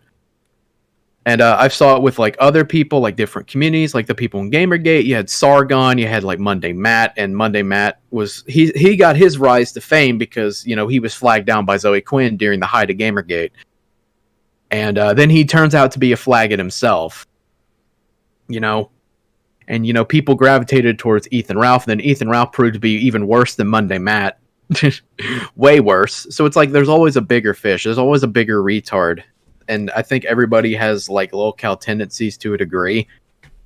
So But I try not to look at it that way, but I find that people just they can't hold themselves together, I guess is the way to put it. Like everybody's got the low-cal traits. You just kind of have to accept it and roll with the punches. God, don't even know that. Essentially. Yeah. But I started watching because we want to get to the rogue shit, I guess. I used to be a fan of him. A lot of people don't know this. I liked his content, mainly his quickie readings, which I know is how a lot of people found him. And I didn't know much about him, but he had a voice that didn't make me want to kill myself, and he didn't have to make like 60, 80, 90, 100 parts of like a Christian documentary like Geno Samuel did. Is doing, not did, is still doing. Well, yeah, he's doing it now. I mean, I make fun of him a lot now, but back then, like he read off Wikipedia like quickie pages, and that was his thing, and they were fun to listen to. Like he had decent editing for what it was. He had a voice that didn't make me want to kill myself, and it didn't drag on for like hundreds of parts like Geno Samuel's thing is, where it's like every little nick and cranny, every shit that Chris Chan took has to be in the documentary, and it has to be its own part or whatever. And it's like, this could be summarized so much faster. So, and he wasn't as spurgy as like, what was his name? Gibby. He didn't like try to pivot and then fail like Satchmo did, because he also did a Chris Chan documentary, but it was pretty good. And you had Dylan Thomas, who was like a really big spurg even before his spat with Rogue or whatever. The internet's but I mean, Rogue's equally bad. It exposure too quickly, and just being frivolous with what you do, I think causes people to break down really quickly over time. I call it the rock star syndrome. Oh yeah, normal people, like I guess me to also to an extent, weren't meant to be put in some situations so quickly. And it would definitely be a shock when it does happen, especially if you're heading in a certain trajectory and then you hit hit a road bump or something occurs that is just makes you calls everything into chaos. It's kind of like the idea of a speeding car. Now, hitting a wall, you lose control. Hitting a wall at 10 miles per hour is going to feel a lot better than hitting a wall going at 55. Yeah. Agreed. I don't know. It's one of those situations where you give somebody, like, they all start as nobodies. That's how everybody starts. But when they start getting really big, they grow this big fucking ego. You give them a little bit of power, it goes to their fucking head, and all that shit. And all that shit with Rogue was going on in the background. I had no idea. But over time, 2022, I hopped into Rogue's Discord server. I debated if I wanted to do it, because I've learned this over the years. Like, any person who really orbits Chris Chan, there's a 90% chance that they are no better, if not worse, than Chris himself or the other people who end up imploding. And I found that out about Rogue pretty quickly. I didn't join his Discord server to fuck with him. I joined because I actually, I liked his content. His streams aren't very funny or whatever. Like, they're pretty fucking boring, if I'm going to be honest. I tried watching them. It's like, this is boring. I'd rather watch Metaker. They used to have okay, I brought this up a while back, a handful of different servers I'm in, when people defend the situation. You can like whatever you want to like. That's not the issue. What I found to be the issue though is that before he deleted everything, there was more of an edge to it, or due to his substance abuse, or smoking weed or whatever, there was always a matter of chaos to go along with it, and things were a lot more loose and wild. But now it just seems like everything's way too predictable. I mean, that's something that I have to point out as well, is that if he's a really big pothead, one of the drawbacks of smoking pot is that you get super fucking paranoid very easily, and all that shit going on. It's like not a very good thing to do, especially whenever you're like grifting, basically. Because I mean, let's just be real here. He is a grifter, and he's getting a lot of ego. A lot of people are like sucking his dick and defending him and having this cult-like mentality. Builds up a cult of personality, basically. All this shit, and it's a recipe for disaster. And like I've seen it before. It'll happen. It can happen to anybody at any time. But at some point, it all starts to implode, and then it's just a roller coaster ride straight downward. And you can see that with a lot of the lolcows you make fun of nowadays. At one point, they were actually really well liked. Like we talked about Ralph earlier in the kill stream. He used to be really well liked. A lot of people liked him. And then the Knoxville picture happened where Donga was gonna wrestle Andy Worski and didn't show up, and then everybody did, and they took the picture of Ralph and what was it, Dick Masterson, Coach Red Pill, some other dude, in Knoxville, and Ralph's fucking disgusting Gunt picture was taken, and then after that, it just started this roller coaster ride straight downward, and all this shit. Like it starts small, and then it just works into something bigger. That's kind of how it goes for a lot of YouTubers. But so I didn't see that yet with Rogue, and I joined his Discord. I joined with the intention of actually, I'd never been a part of a bigger a YouTuber Discord, especially one that was like this fucking big. I didn't see it, and I was there. I'm always the odd man out because of the kink shit, and then I'm a drama person. So it actually limits like who I can actually associate and talk to. Essentially, it kind of sucks, but whatever. All I got when I joined his Discord is that I kept getting hit with "Add everyone, go fuck with Dylan Thomas. Add everyone, go raid this dude's server. Add everyone, do this. All this fucking gay shit. Like trying to use like 4,000 people on his server as a weapon to go fuck with and intimidate people, and I thought it was like really fucking gay. Because it is fucking like I hate that. I was around for a handful of that. There were I can confirm there were times where he would definitely get people, especially the Dylan Thomas thing. He had an axe to grind with Dylan, and probably still does to some extent, but probably not. Yeah. To where it was, especially since as it stands right now. Not having a Discord. Now it could be said that having a Discord the size of how he had, with the amount of moderation he had, it definitely could have gone to his head to a large degree. It did. I'm going to tell you it did. Yeah. I do believe it did in fact create a cult of personality around him. Yeah. And that he did not handle it as well as he should have. Mm-hmm. There's no other way of putting it. Yeah.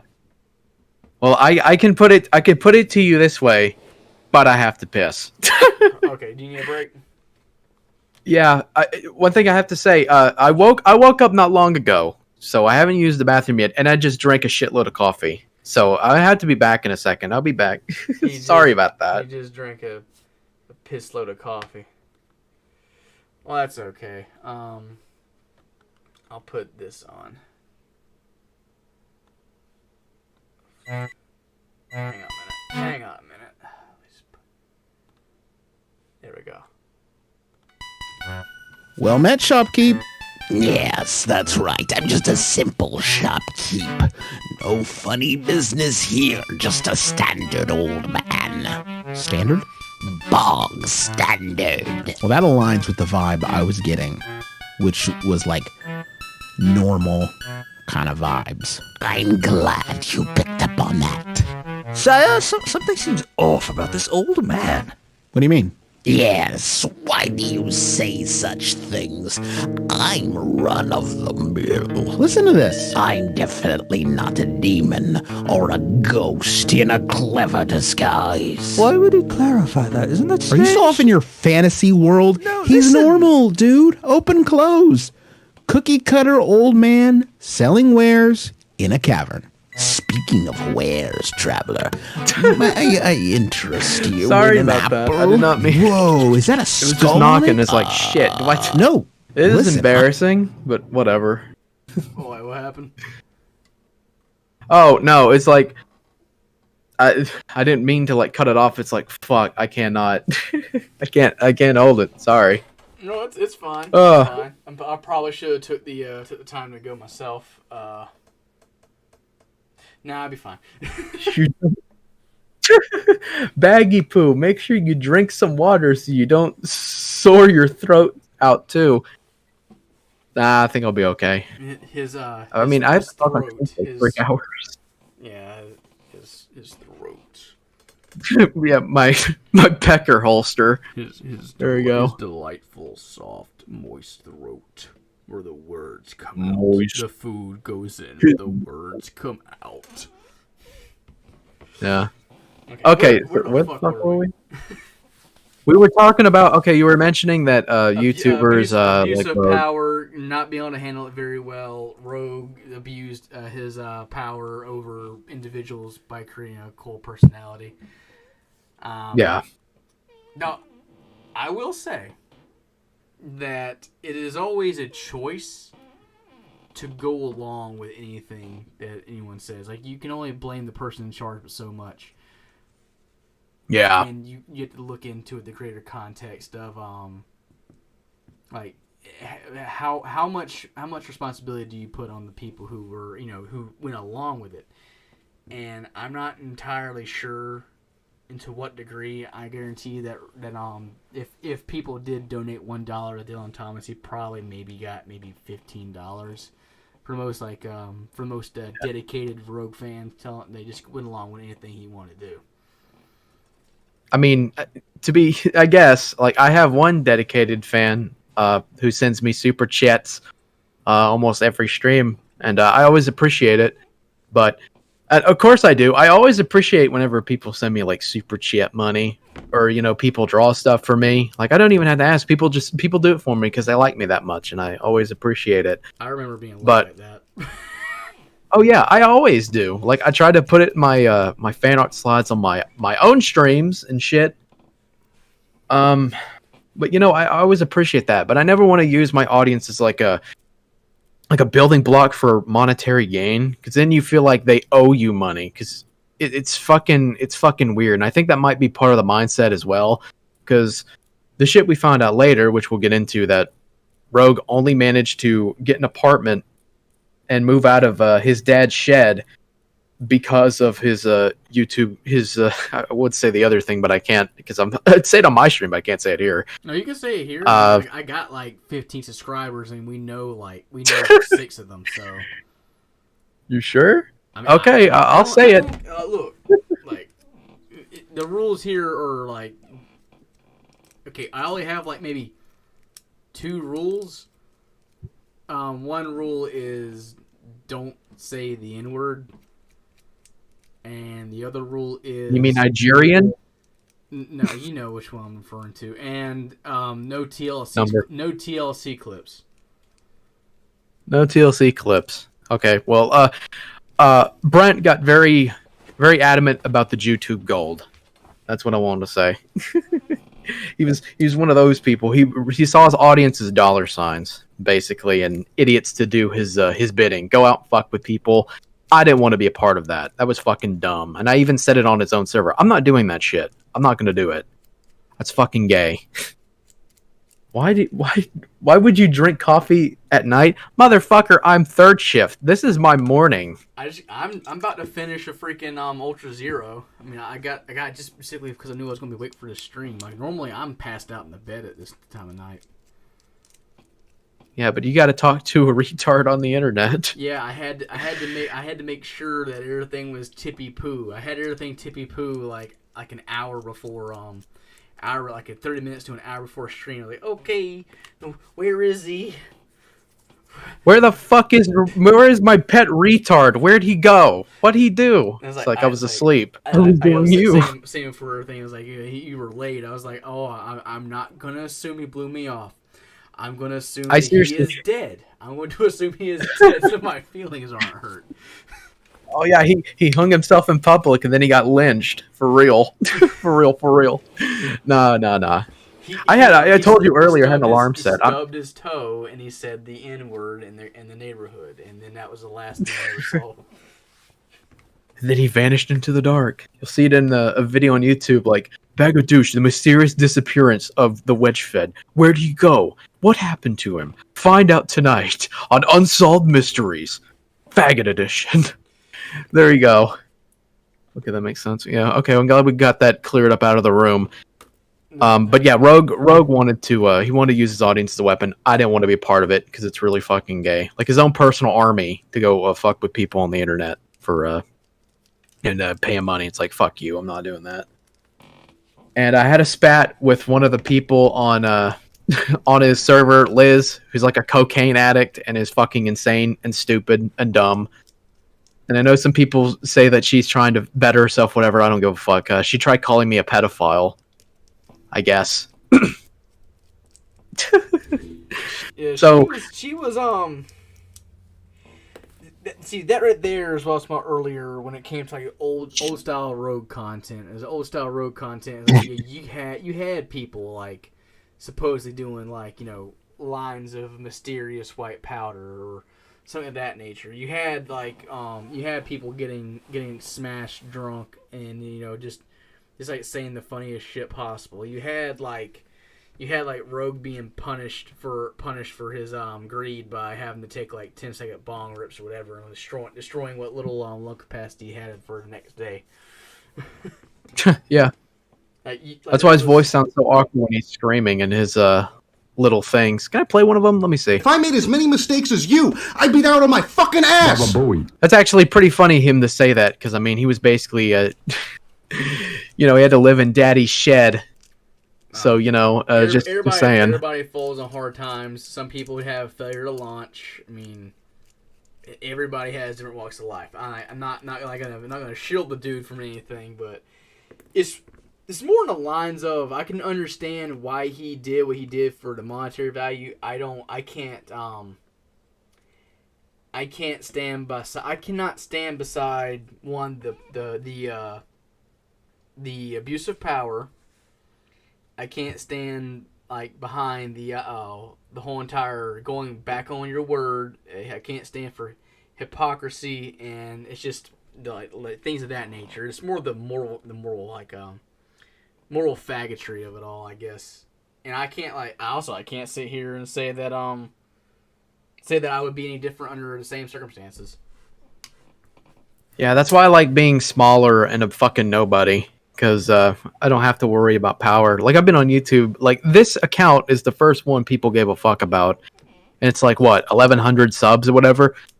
I don't really want it to grow any bigger than that. I kind of like it being at this fucking minuscule. There are cons with it for sure. Like, if some ass hurt fucking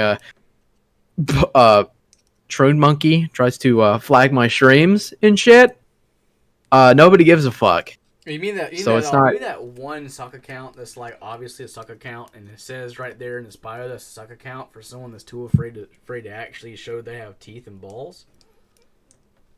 No, I mean this is a different Flaggett, but there's been numbers of Flaggets who tried taking me down throughout my tenure I'm noticing internet. A pattern that it has everything to do with the transgender individuals.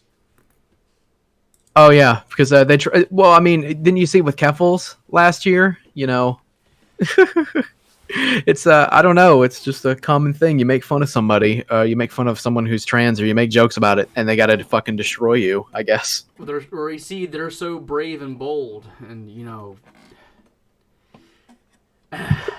we gotta take you off the internet. It is now Sunday in the great US of A, and I am trying real hard to be funny. It's not working.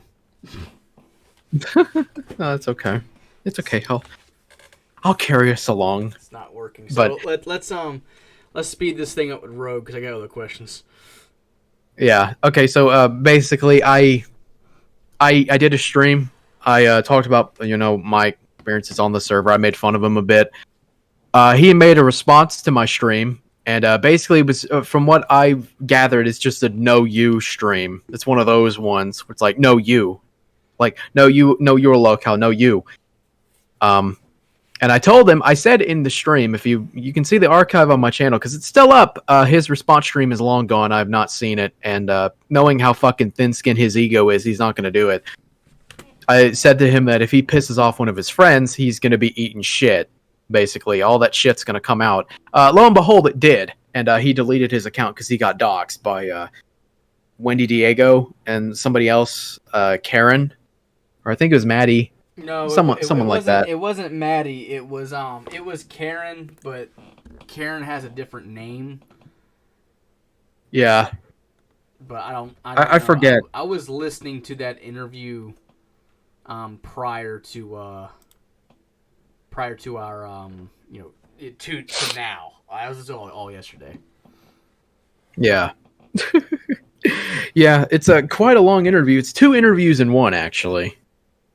For the Wendy Diego thing. Spoilers, I did talk to her. Rogue had a fucking heart attack the day or so after. He had to post a thing on his YouTube page, like his community tab. He had to tell people that I think he went to the cardiologist or he had a fucking heart episode. It's like, I wonder why. But he made a response to me. It's a no you stream. Apparently I'm a pedophile or something because Liz said so, and she's a retard and a coke addict, and she likes to manipulate people according to the audio that leaked. So yeah, that's kind of the shit that I had to deal with. Of course, shed piglets, which is what I call them, the Rogue chodes. And I should probably mention this too before I go on. I don't think every person who likes Rogue is a shed piglet. All right, I'm just gonna say that. You can fucking like the dude and like his content, but you shouldn't defend him. You should not fucking do that, especially with all the shit that's out there that I found or whatever. But because we're talking about the shed pig a bit, and of course I'll talk about Cammy later. While I was going through with the Cammy stuff, I found out that Rogue had got doxxed, and he decided to leave the internet, as he said, and I voiced my concern about it because at one point I was a fan of him, and I don't really take internet spite like that too seriously, usually, because it's just like if you talk shit about somebody, you're gonna get hit back. That's just how it goes, and I was expecting it, but. When he announced that he was coming back to YouTube, like 3 months later, after telling everybody about, the horrible thing that happened to his niece and shit, like all that stuff, he came back 3 months later. He said he was done. It was a one-shot deal, wasn't coming back. And then he does come back unless 3 months later.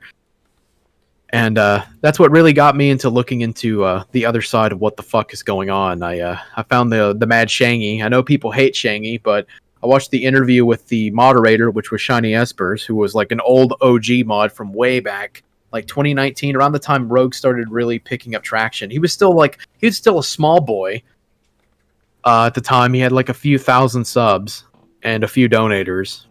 Like he was still a nobody, essentially. But she talked about it. He likes to dox people. He likes to revenge porn people.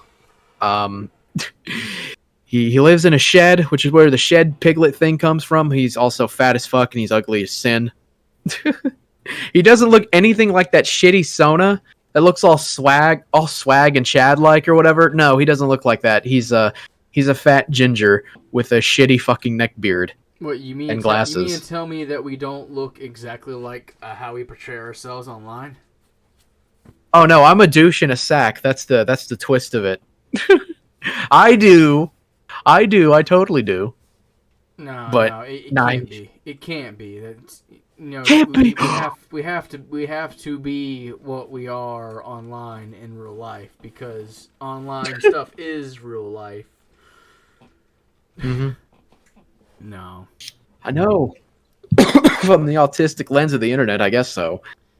But yeah, he did all this shit. He was doxing people. He wasn't like doxing people. Like oh, here's your information, lol. He was like doxing people, then threatening them. Like he's trying to do like life ruination. He was driving out to people's houses like he did with Acer Thorn. And apparently he was doing it to like multiple people. He'd drive drunk in his truck and go out there and like scream obscenities and flip the bird and play music, just be a fucking nuisance.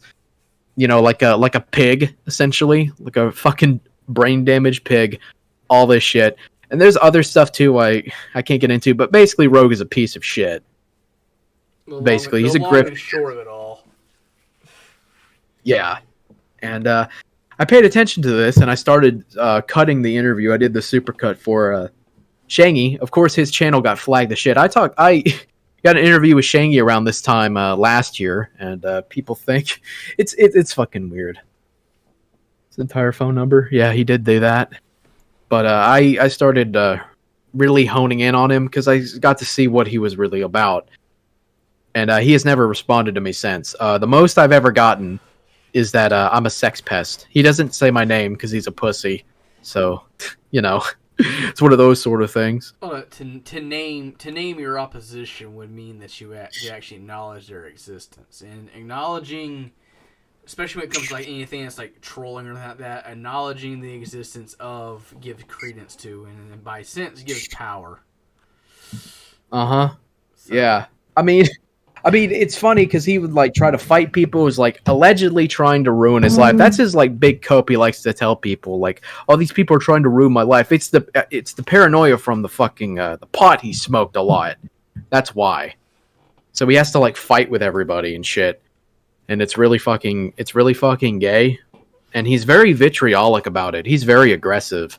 But whenever you catch him out and you have an angle to basically fuck him over, I wouldn't say fuck him over, but you have an angle over him, like an advantage, he cowers like a little bitch, basically.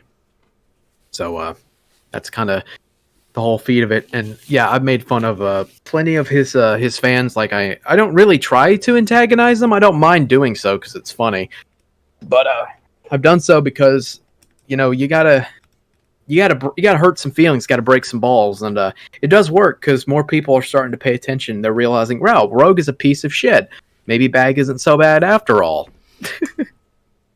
So that's kind of the. I feel like if everybody just like sat down for a minute and talked to each other and realized there's a human being on the other end of this fucking screen, that maybe people would act a little better, or at least not put so much emphasis on making everybody a villain, a bad guy. Like like everybody's just a villain.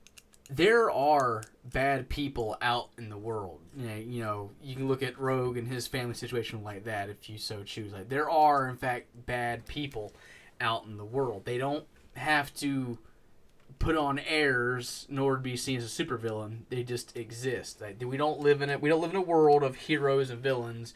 We live in a world of humans. Everybody is a human, and humans are the scariest thing on the face of the earth next to dolphins. Next to dolphins and pit bulls. Oh God! It's like, I don't know. I've only ever heard like pit bulls attacking and killing things. I've never heard of them actually raping someone to death. I don't know. Maybe we'll get to that point. I don't know. I don't want to think about that. I mean, I would call them something else that starts with an N and ends in bull, but I can't say it on your stream, and I'm not going to. Yeah, like we're not going there. I had a stream in the past get hijacked talking about pit bulls and advocating for pit bulls and not advocating for pit bulls, and it boiled down to this is all the fault of humanity. Yeah. Like, long story short, humans suck. That's the long short. Yeah, I mean that's true. But yeah, I started looking into it. I was an ex-fan. I decided to make fun of him, and I know that I get under his skin because he does pay attention to me, and I have talked, and I've had some of the sources that have not been so credible. Like, the thing is, like, the only person I'm friends with out of the whole, like, the rogue sphere is Wendy Diego. That's it. That's the closest one. Everybody else I'm neutral with, or I don't like them. I know that Lalupi, we've sort of talked about that before on my stream a bit, but we haven't really got into it yet. He got outed for being a pedophile for wanting to go after minors, and he was one of the sources of the rogue shit. And people ask, and I'm sure people will ask me, and I'm sure we'll get to that on my own stream. You know, we'll get there. home base. We'll get there one day. Yeah. The situation that Lupe found himself in, or got himself into, is definitely one to where it's like, wow, that's fucking disgusting. And it's just, there's, you can be mad about it, and you're justified in being mad about it. But now that things like, okay, it's like the trying to stop someone, a criminal, before they get over the Mexican border, out of your jurisdiction. They've already been across the border the entire time. Now you found this out. There is not much you can do other than make people known, make it known, and let people decide themselves how they conduct themselves with the individuals. Yeah. Like, basically. And people. I don't think guilt by association is the way to go, but you do whatever you want. It's your life. I'm not your daddy. Like, yeah, yeah. Like, the thing is, I'm not friends with these people, like Lupe, Shangy, or Shiny. I'm not. I'm just a fucking neutral party. That's it. I don't hate them, but I don't like them either. So it's just kind of like, I can hold neutrality fine. I'm not actually that bad at it. If you give me a chance, then I will give you a chance. Like, if you want respect, you got to give it. So, that's kind of how I don't think Rogue would be in Arkham Asylum. That's for crazy people. If he's just like a run of the mill like bad guy or criminal or a mook or whatever, he wouldn't just go to Bel Res. Yeah. Like, we'll send him to Alcatraz. Oh God! There's Arkham, like in Gotham. There's Arkham Asylum. And there's an actual like prison. It's not like an asylum. It's an actual prison. Yeah. Well, they call it the correctional center instead of just calling it jail or prison. Something as a cope, so that way criminals don't feel like, I'm not in jail, I'm not in prison, I'm at a correctional facility. They're trying to correct my ways. Like, yeah, sure, buddy. But the shed piglet stuff, all that shit, and the people who are like sources, like people probably ask me, and I know that people get that out of the door. Like, well, they did it with Shangy too, because Shangy's done some fucking sus shit that I really don't like. And they asked me, like, well, why do you listen to him? For one, Shangy's not the source. He was just the host of the stream. Like, Shiny Espers go to fucking anybody and tell it, and it wouldn't be any different. Like, anyone. She'd go to me. She'd go to Dylan Thomas, Swagta, Wendy. It doesn't matter. Like, it's the same shit. Like, it would be the same thing. It'd be the same thing delivered. It's just the host doesn't matter. The only thing that was required, more or less, was someone's platform. Now, you could argue they could have like said it on their own, but that would also be the equivalent of like swimming out in the sharks. Yeah. Yeah, because one of the people did that. Snake Hogan, he had his video, and it's just people like dogpiling him, saying, "Oh, you're full of shit. You're all this stuff." And it's like, no. So, I mean, it's whatever. Like, that's kind of what you get when you try doing it on your own. You have to try to reach out to somebody a little bit. And I'm aware of the shit that other people done in the Lalupi stuff. But the thing is that one person's actions doesn't change another. Like, I'm going to use this example, which is brought up in the Violites video about, Tony Soprano? Where Tony likes to say, well, I killed... It's like the basis of an argument. Like, I may have killed 6 people, but the person next to me killed 8 people. So I'm not so bad. It's like, that's a really shitty fucking argument why you're not so bad. You understand? It's not a good way to go at it. It doesn't change what you did. No, it doesn't. You can't... A person who, like, I know I like to talk about, like, morality and whatnot, but the truth of the matter is when you go trying to put moral errors on certain individuals and people, it doesn't end up going well because you're just gonna come off as like, you know, a preachy motherfucker or like, you know, things of that nature. And like if you're going to be asking someone if you believe they've done something wrong, you can't do it from the idea of like a pedestal. You don't use your platform as a cudgel in that situation. You do it to open a dialogue and maybe to help somebody. So many people want to have the moral high ground. They want to think, I'm not as bad as him, so I can do it. That's the whole entire deal with the whole entire locale shit. And it's like, I'm not like him. He's not like me, and I would never be like that. Like, then ask yourself the question, well, what if you were?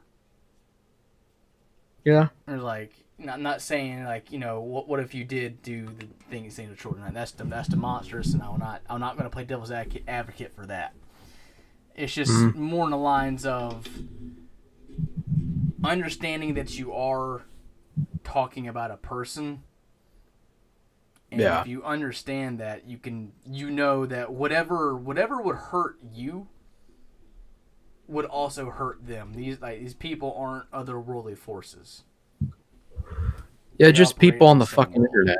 They operate off the same rules you do. They bleed. They go to sleep. They eat. They shit. They have fears. They have secrets. Like, everybody's got it. That's why I say, like, literally anybody could be a lolcow to somebody else. Like, everybody's a lolcow, but they just haven't been exposed to the greater light, or the light of the lolcow sphere, I guess. I don't know. That's kind of how it goes. Basically, depending on who you ask on the internet, I'm considered a lolcow. I mean, I don't know how. I mean, yeah, but they said that. They said I was.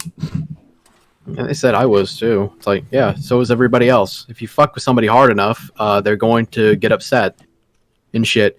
But yeah, with the rogue shit, because speaking of that, you know, we'll get to the Cammy shit next. But I'm not really friends with the people who are outing him, except for Wendy. I mean, Wendy's done some shit that I can criticize, and I've even said it to her face. I don't support it. I'm not going to defend you on it.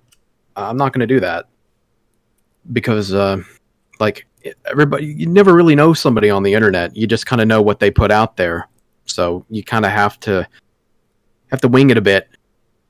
So, you know, that's kind of how it goes. And I've made fun of Shiny Espers on stream. I don't like her. She's one of the main sources, but I view her as nothing more than an attention whore.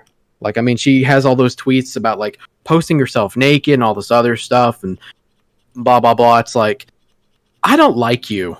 I know what you went through was shit, and I agree with you, but I don't like you. I just think you're vapid and shit, and I really don't like you.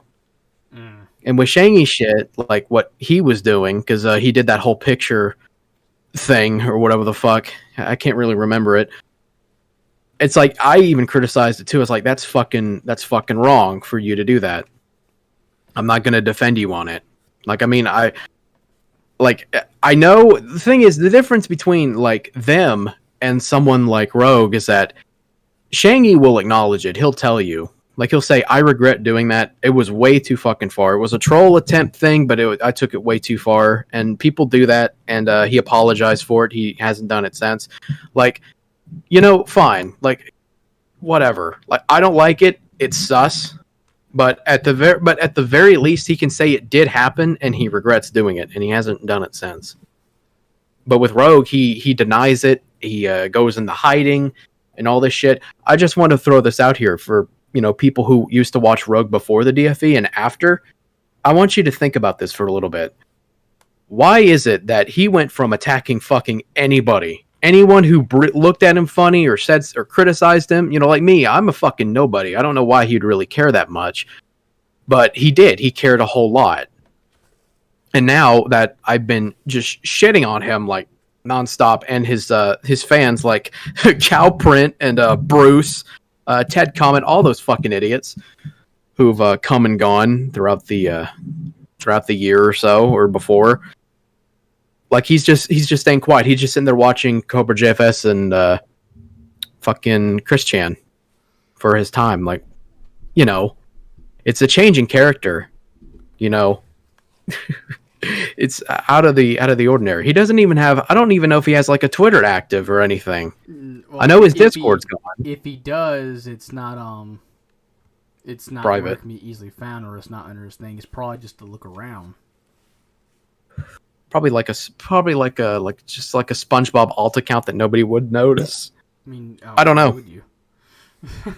I mean, yeah, because if he did do that, I would. He'd block me, but he wouldn't block. I could hop on an alt account and just or other people could do it, and they could just pin it underneath his tweets and shit, and just be like, yeah, there you go.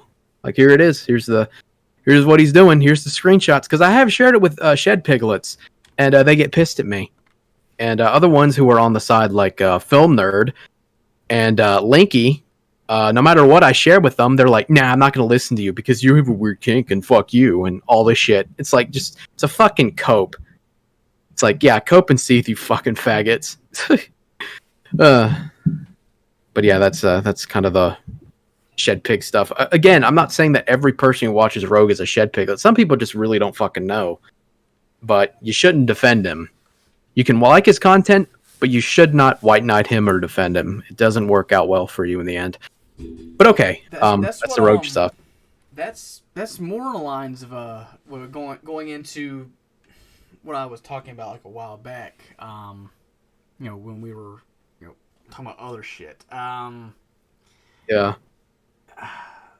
The cult of personality is nothing without the cultist within it. And the problem with having, like, I can attest to this because of me being in it as well. People will do things for the group or what they believe is for the sake of the collective.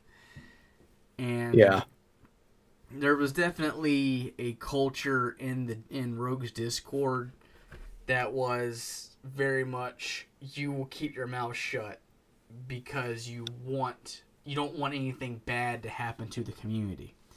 It became less. I mean, you joined a Discord or whatever. If you were there for a while, you talked to people. You gained like groups and whatnot. And Wendy talked about this.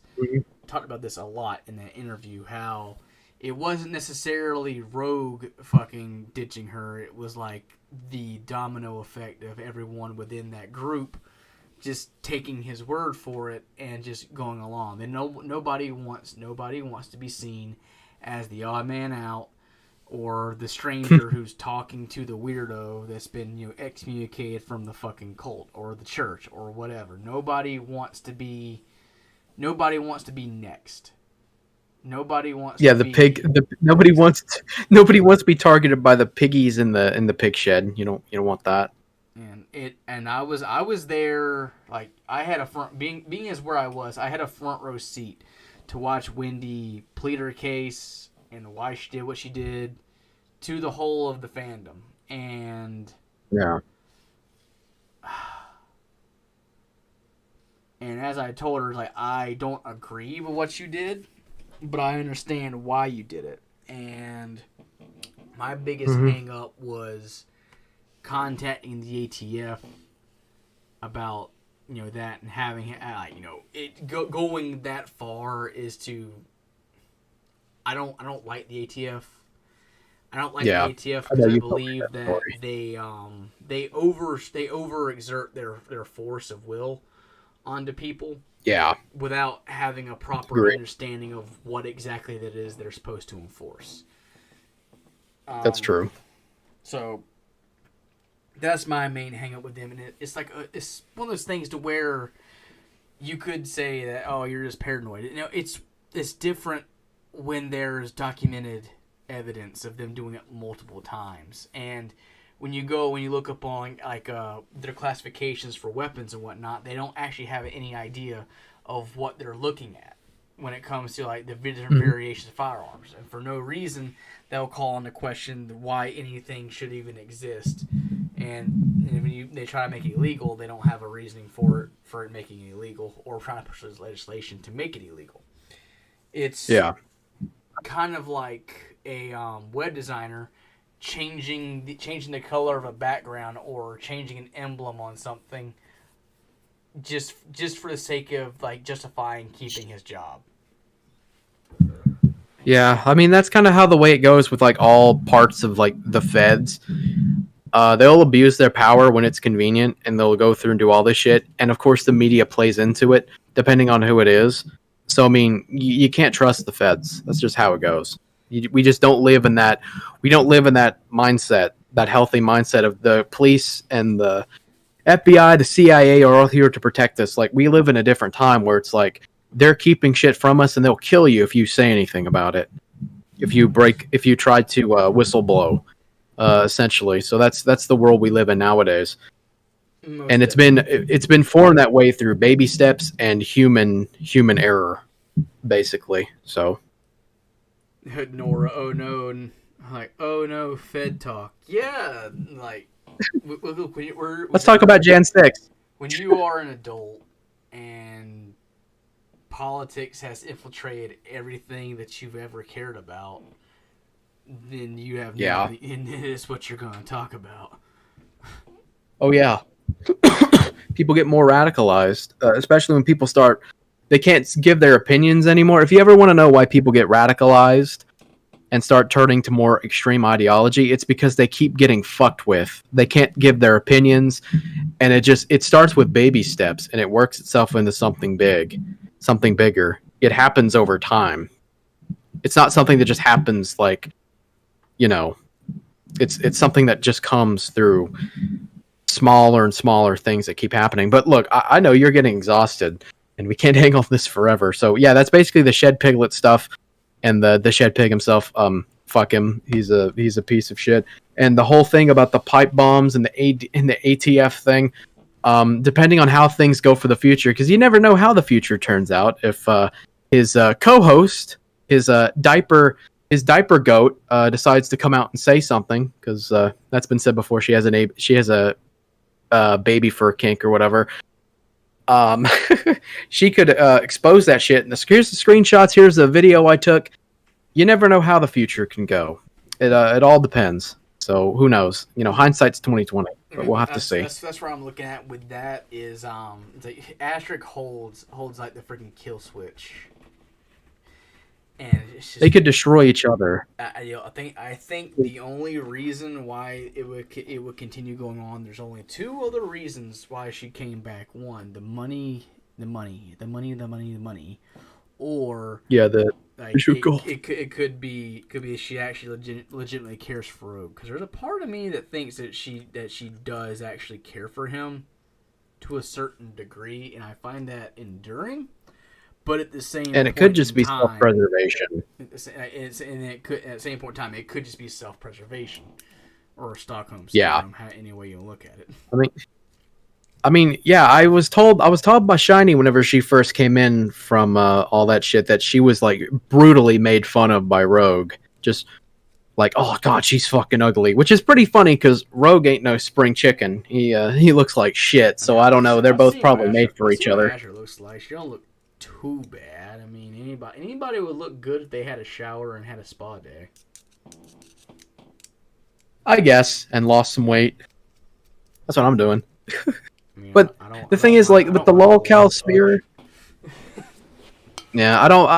Pudge ain't too bad. It's okay to be a little overweight, but whatever. We don't want to get into that. But the whole thing with the lolcow sphere and everybody making fun of lolcows, like everybody's a lolcow if you really catch them out. And I think like trolling is fine, but then people take it to the extreme of let's fuck with them in real life, and that's like where I draw the line. Like the doxing shit is bad. I don't like it. Doxing itself doesn't do anything, but when people take that information and start fucking with you in real life, like that's a different ball field. Like doing life ruination, trying to ruin your fucking life. Like that's obviously where you should draw the fucking line. And with AI shit and people faking screenshots and HTML editing, inspect element, all that shit, it opens up a lot of things we're going to be reaping and sowing for the next few years. So it's a weird thing. Everybody's getting doxxed, everybody's getting swatted, all that shit. It's just like it's a rabbit hole. If you're not willing to say it on a crowded street corner with no shirt on, don't say it at all. Yeah. Someone look at me and say, "So you're talking about fed shit at work, and in real life?" And I was like, "I talk to it random. I talk about random strangers on the street. What the fuck are you talking about?" Yeah. Okay. So sounds like a regular day on Twitter. Yeah, because I mean, it's not just like Kiwi Farms and 4chan doxing people. Twitter's doing it. You have politicians and journos doing it to people who run Twitter accounts to fuck with them and harass them in real life. So I mean, it's just, I think it's more of a people thing and what they're being brought into than it is just an internet thing. So, but yeah, that's basically the Shed Piglet, because I know you're exhausted, so I think I'm gonna have to take the lead on this one. I know you're gonna ask me about Cammy and Dean a bit. I got to give you the backstory on that. I'll try to keep it as short and sweet as possible because I know you're exhausted, and we're gonna hit the 3-hour mark pretty soon. Well, okay. Give us the cliff notes, because I have one more question, then we can end it. Okay. So with the Cammy shit, Cammy, to keep it as short and sweet as possible, I knew Cammy like 10 years ago. She was a friend of someone who was a pedophile by the name of Crystal Darkrose. This is like DeviantArt shit from like 2011, 2012, like a really long time ago. And she was a friend of hers.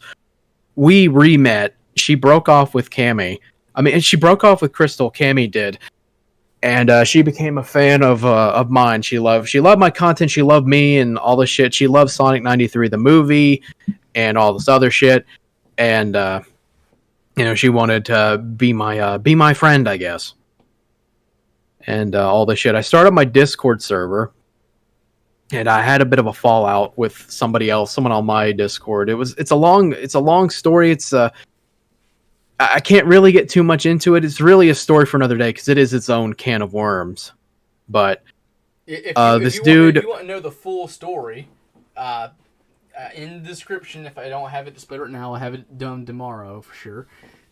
Bag talks about it in Ignasium for multiple streams. Well, it's the Cammy stuff, but I haven't really talked about the prelude to it. No. Basically, around after Sonic 93, the movie came out, and people liked it, and it's part of the whole thing of people that you liked, or people that you were around with, or you saw imploding, because they're no different from the people that make fun of. Sonic 93 used to make fun of Akaya Dahlia, and Akala Dahlia was like a really big early lolcow, because she was like doing like a Sonic OC thing, and wanting to fuck Sonic, and it was cringe. It was like 2012, 2013, all that shit. It was like a long time ago, and that was like internet treason back then. And nowadays, people are anti-pedophile, defend Shadman. So go figure. It's weird how the internet grows and changes. It's a weird thing. By the way, Shadman's a pedophile. Hope he fucking dies. Just want to throw that out there. Yeah. Like I hear you saying that, I look immediately to my left and see the two prints I have. I'm like, yeah. I got my money's worth out of it. Uh-huh. So yeah. With that thing going on, I decided instead I joined this dude's server. His name is Kextunes or K9Xtunes, and I was gonna fuck with him, but he was nice to me, and I had a bit of an epiphany. It's like, you know what, this is kind of getting boring. I kind of want to settle down. I don't really want to fuck with people as much as I used to. I just kind of want to take it easy because I care more about my art than I do my fucking YouTube channel, which is pretty obvious because I haven't made a video in forever. All I do is stream and talk about shit, which is basically my content beforehand anyway.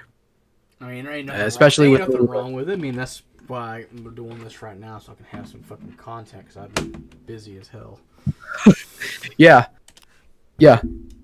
But I was friends with him. He had these like spurgouts. He talked about like personal shit on his Discord, and he had a bunch of people on there. And I told him like don't make this shit public. Don't post it in event channel where anyone can see it. You don't want to do that. He deleted the event channel, and I was happy for him. I became friends with him. I cared about him and all this other stuff. But then I found out by somebody else that he never deleted the event chat. He just hid it from me so I couldn't see it. And I felt fucking betrayed. So I called him out on shit. And I tried being nice to him, but I just saw him as being like a lost cause. He's not going to change or whatever. So I was like, we can't be friends. I can't be friends with you. So that's kind of how that thing went. And people who were from his past, because I got to see some of the past things that he did, and they tie into it later.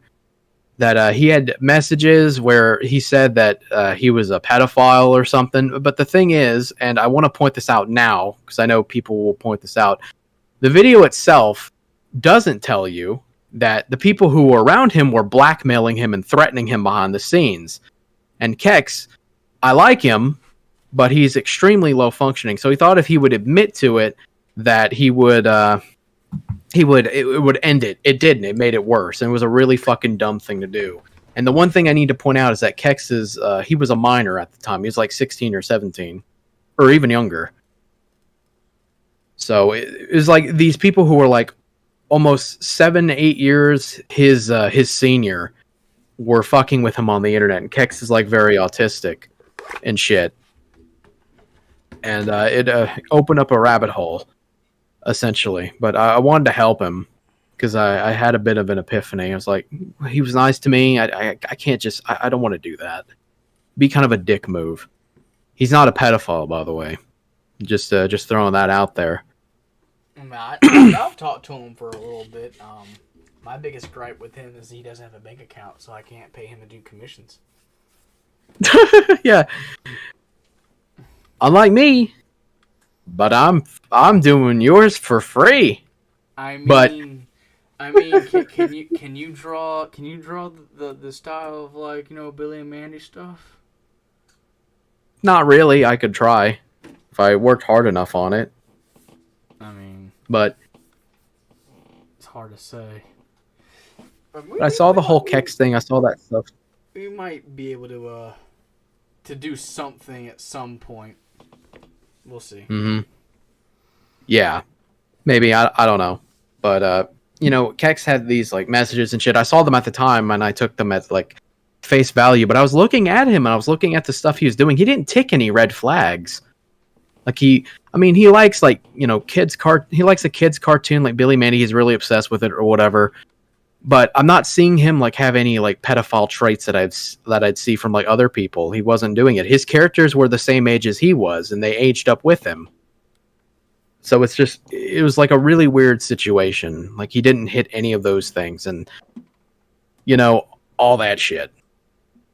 So I gave him a chance. I want to help him. He fucked me over on that one. He started telling people I was a liar and I was mean to him and all this other stuff when that wasn't true. And he left me no choice with me going after him a bit. And some of the people from his past, like the dude who made the video going over this stuff, and his friend named Ruben Gussman came out. They came to me. I didn't go out reaching for them. They found out and they just came to me. And we interviewed and we talked to them. They joined my Discord server, which I had just started, along with Cammy and Dean, who was also someone from Kex's past who criticized him for something. And that's kind of how that whole thing started. The Discord was, you know, fine. I'd heard Kex would say things about, like, Ruben and the original video maker, which was Jesus with Bazookas 79, or JWB as he called them. Them being pedophiles or something, but Kex was lying about me, and I didn't know like what was true and what was fake, so I just kind of let that. I didn't really let it slide or anything, but I didn't see any evidence for it, so I just kind of was like, we'll get there at one point or whatever. I don't know how else to take it. That's just kind of how crazy the internet is, basically. So I do a bunch of interviews with a bunch of people.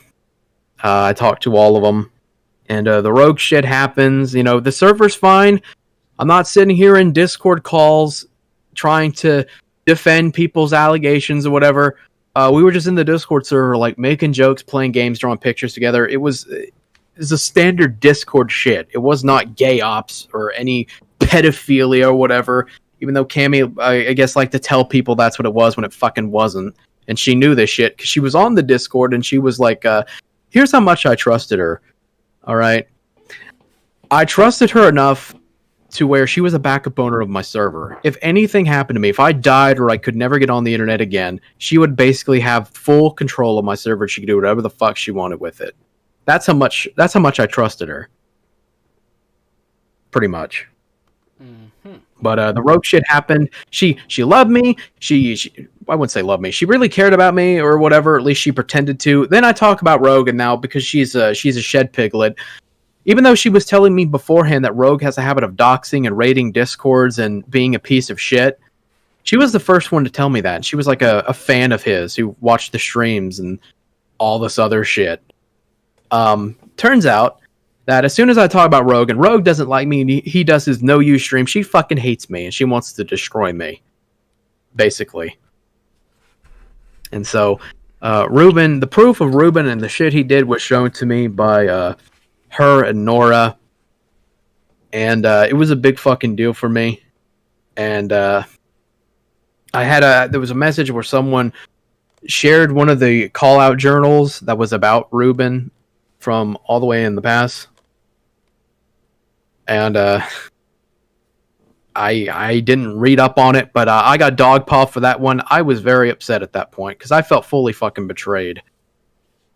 And it really fucked me up. There was any point in time where I took the internet serious, like this was the part, because I was so down. I wanted to just delete my channel, my Discord, and just fucking leave the internet forever. I felt like I just let everybody down. I wanted to bring peace to Kex and actually try to help him and, get things sorted out so, he doesn't have to have nightmares about internet bullshit anymore.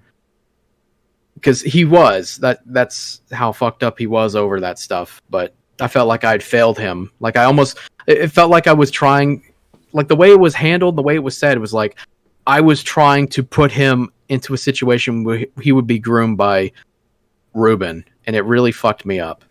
And that's not what I wanted. That was never what I wanted.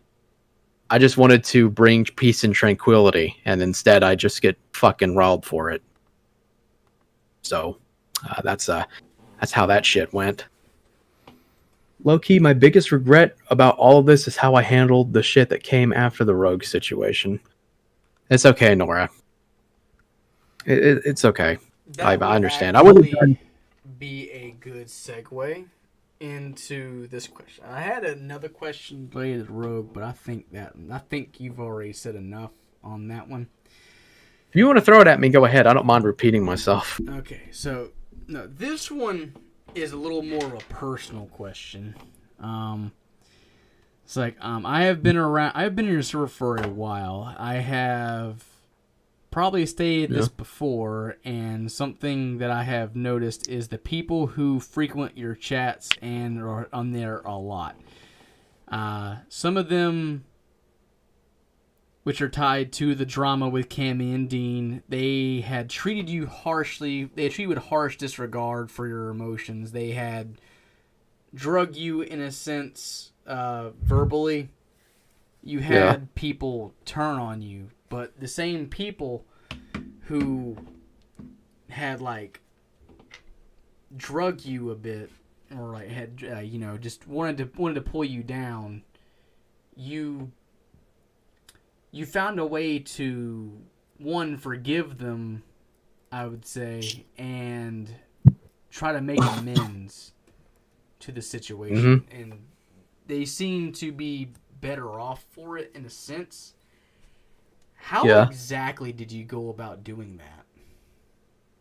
The way that I did so, this is part of the epiphany thing. I do believe in forgiveness. I don't think, if you make a mistake, you make a mistake.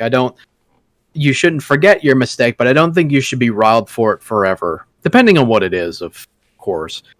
As long as you're willing to learn from your mistakes, everything should be okay. And the reason why I try to forgive people is because I do believe in second chances. Because, whenever we had a short spat on Twitter once, during the Shed Pig stuff as it was going on, you approached me and you wanted to talk to me or whatever. And for me, part of me is is this going to be a fucking gay op shit? Is this going to be this weird gotcha sort of thing? But I still gave you a chance. Because I do believe in giving people a chance. Because you'll never know unless you you take the bait, I guess. And we've been pretty straight. I don't know about you, but I think we've been pretty good together. Well, there's I don't want to like get too high up my own ass in this situation, but the reason why I wanted to talk to you is because initially I want my loyalties, and loyalty is like a really big thing to me. Yeah. Like, that's like if I had to be, if someone asked me what are my morality, what's my morals and whatnot, I would say that it has everything to do with loyalty. There's different tiers to loyalty. You have loyalty to your friends and family. You have loyalty to your country. You have loyalty to God. Those are the ways that it's supposed to be stacked. But with coming to having a loyalty to God, I have a loyalty for what I call the truth, or the truth of the matter. I want to know the way things. I don't want to know how things are perceived. I can see how things are perceived. I want to know the truth. If someone is being treated unjustly, I want to know the truth. If someone is treating someone unjustly, I want to know the truth. And just by looking for it, other people will basically the path I blaze towards it, other people might notice, and they might be able to see what I'm looking for. Situation. Yeah. It's Yeah. It's gotten me in a fair amount of, I wouldn't say trouble, or when I've deviated away from looking for the truth of things. It's not been great. But Yeah. I understand where you're coming from. Like, you want to know the truth, and sometimes the truth is always like a really hard thing to swallow. And trust me, I know that. I feel you on that one. You look up to someone, you think someone's great, and then you find out their true personality, like I did with Cammy, and it just fucks you up in a way that you can't really describe. But yeah, like with the forgiveness thing, he stuttered. Get him. Nora's coming after you now, I guess. Oh, Nora, don't come at you because I stuttered. Oh no, oh gee, I totally haven't been like up since 7 on my day off and running around the place and handling a bunch of Midnight. shit. And it's 1 o'clock here where I'm at. I gotta be up at like 8 o'clock again. Jesus Christ. We should have done this on a different day. I didn't know you had to go into work. I know, I don't have to go into work. I got church. Ah, right. But I mean, that also ties in with the Christianity thing. Like one of the reasons why Christianity is one of the most well believed religions is that it offers forgiveness. It acknowledges that people make mistakes and people can be forgiven for those mistakes. So that's also part of it. A lot of other religions, they don't do that. You make a mistake once, it's over. But with Christianity, it's the most well-known of saying it's forgiveness. Everybody's going to make mistakes. Everybody's going to do something. They're going to lose, sight. It's like the old saying, the road to hell is paved in good intentions. Like, you're going to make mistakes. You'll be put in morally ambiguous situations where you don't want to make a decision. That's always like when people's like, why do you do this? I had the good intentions. Like, no. I don't. When I go looking for the truth or whatever, when I go look for truth of matter, I don't go with the idea of having good intentions in my pocket. No. It's not about good intentions. It's about what's right. Yeah. Yeah. You can sit there all day and argue I had the best intentions, and like, no, that does not matter. Oh yeah. For the past month or so, and what made me want to have this conversation is when I got asked about not necessarily my morality, but the reason why I associate with people I do. First off, that's a valid question, and the answer is because I fucking can, and maybe there's something I can glean from them. Like maybe Yeah. maybe they have qualities that you don't find favorable. But if Or that you just don't see them. continue to talk to them, I found other qualities that are more favorable, or Yeah. like something I can latch on to, and maybe you can try to learn a little more together. Yeah, like it's the same thing too. Like even among like wedge feds, like the WC, there are people who are afraid of me. Like you wouldn't have guessed. There are plenty of people who don't like me. There's only a handful of people that will reach out and talk to me, and they'll say, "Hey, you're not such a bad guy after all." It's like I will like my thing is I'll make fun of anybody. Anybody can be made fun of. That is my opinion. If you want to make fun of me for the dumb shit I do, that is completely fair. Fair, you can do that. Just like how I make fun of other people for the dumb shit they do. That's just how it goes. It's Schadenfreude, basically. Schadenfreude. But Schadenfreude. Everybody points and laughs, but people laugh at the bad things that happen to other people too. It's just part of it. You got to roll with the punches. It's the human condition. It's the follow through that counts. Yeah. Because I'm used to a lot of people who are in the WC being coomers and just being brain dead and having no standards. But when I find ones that have standards, like, hey, I don't want pictures of children. I don't want people going out trying to get children and adults into a kink that they have no idea what's there, what's in store for them.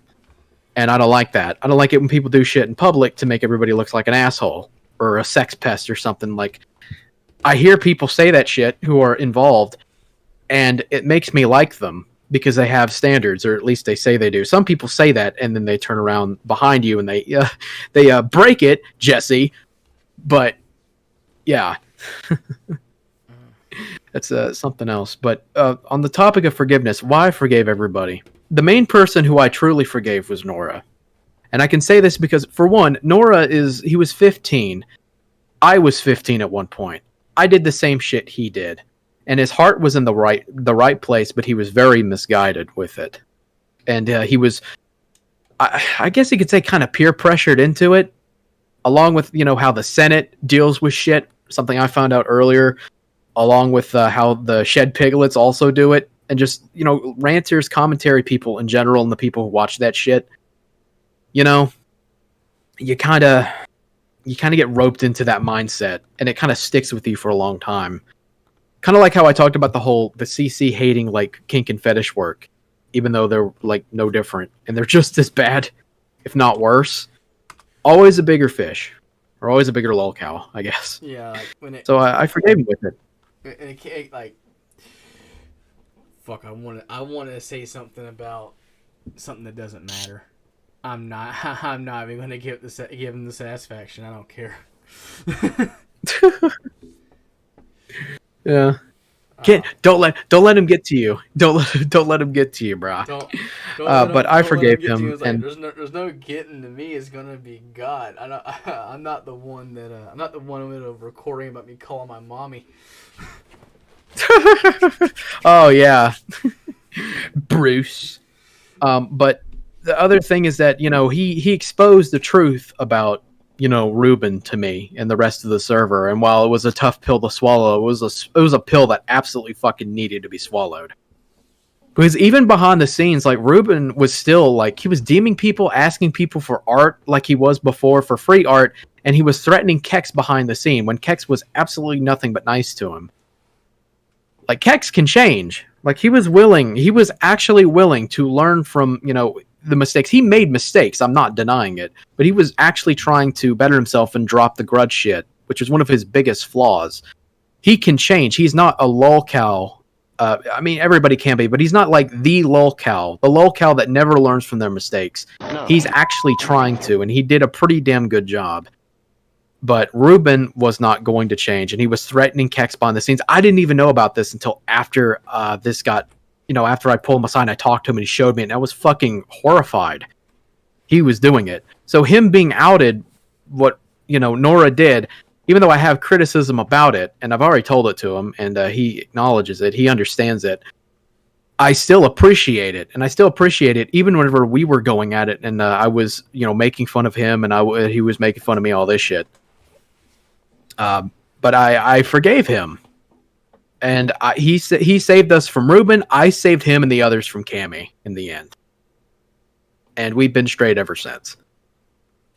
So there you go. That's why I forgave him, because Cammy was slipping under the radar, and she got fully exposed by me, and I had to tell Nora what's going on. I didn't really want to, because I thought he was still like kissing her ass or whatever, but he wasn't, and I had to talk to him to figure that out. And I'm glad I did, because originally I was so pissed I just wanted to fucking burn everybody, like every person, like Ferret, Dean, him, Cammy, all those people. Just wanted to fucking burn them alive. With not literally, but figuratively. No, trust me, but I completely understand the want and need and urge to like exact some sort of form of revenge, but that goes back. Everybody can be like that. It's just a matter of feeling that way when you've been slighted as human. Like I said, it's the follow through that matters. Because the thing is, I'm not a grifting asshole. I'm saying what I mean because I actually mean it. Like, I do believe in forgiveness, and I gave them a chance. I gave them a second chance. I'm more reluctant to give it to other people, but whatever. And Nora, when I say straight, I don't mean, like, sexual preference or anything like that. No, I'm talking about, like, we've just been friends. We've been on good terms. Nora here is like, I gotta get up at 5 a.m. for work and get on my level, nerd. And it's like, yeah, I remember when I wasn't almost 30. Yeah. Yeah. Okay, so that's why I forgave him. With Ferret was a lot harder to forgive because she did do some, like, really whack shit. She tried to destroy friendships, and she was very unapologetic about it. I chewed her out for it. I chewed her out pretty hard for it. Thank you, counterfeit monkey. But I did forgive her because she did apologize to me, Kex, and some of the other people that she got involved with. So I let her slide on that. I was very iffish if I really wanted to forgive her, but she's been on pretty. People are still mixed about her. Some people really don't like her, but I like her, and that's all that matters to me. She's got flaws too, but whatever. Dean, Tribat, he was a harder one to forgive. Like, I didn't want to. He was one of the ones where it's like, I don't fucking like you. I don't care about you. Because he knew the backstory, and this also ties in that, Ferret and Nora didn't know. He fucking knew, because he was one of the interview people. And he was around since the early days. He fucking knew, and he was way more fucking aggressive about that shit, and all this shit, and really scorched earth about it, or whatever. And then when Cammy got outed, he was like sheepishly like trying to be my friend, but he'd done so much damage. I did not want to have fucking anything to do with them. And I started making fun of him on streams. And the thing is, he didn't even notice about it until later. Till I dropped it on him. I said, "This is what you fucking get, bro. This is what you get." And for a while, I didn't have any intentions on doing it, but then he extended the thing. Is like, okay, I guess I'll talk to you about this. And I was gonna tell him to go fuck himself, but then I was like, God damn it, I guess I can try talking to him, and I did, and we're just on neutral terms, and that's it.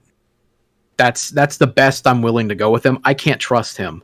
There's still a little bit of distrust with like Ferret to a degree, but with Dean, it's like, you're a neutral to me, and that is all you will ever be. Like, I cannot trust you on that same level. No, trust me, I have an individual I'm just like that with right now. It's not that they did anything to me. It's because they chose to not do anything at all. They chose the safe option of not choosing a side during my little freaking spat conflict. They chose, to their credit, they stuck to what their guns are. It's just more in the lines of, I can't abide by somebody who would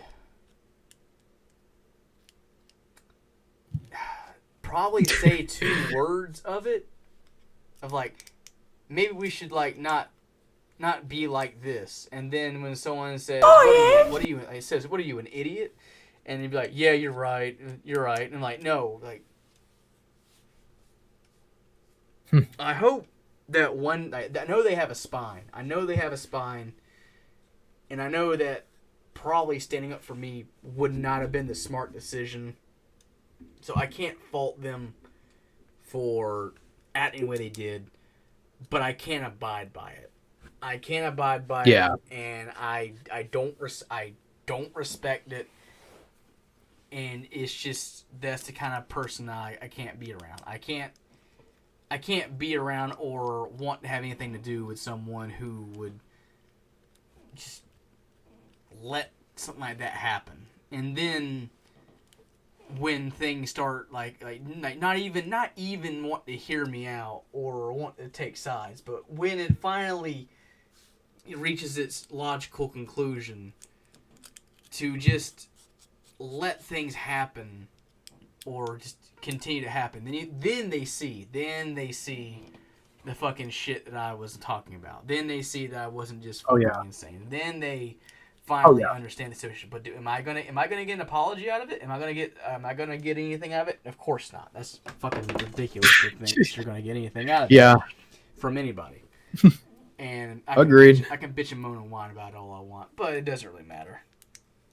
I've learned that it takes like a negative influence to get people to actually fucking listen to you about something. Then they start understanding where you're coming from. It always takes that negativity push to push them to actually like try to figure out what the fuck is going on. And that's actually how I because Nora had like a spat with Cammy about something, which I think we'll get into a little bit later if I remember.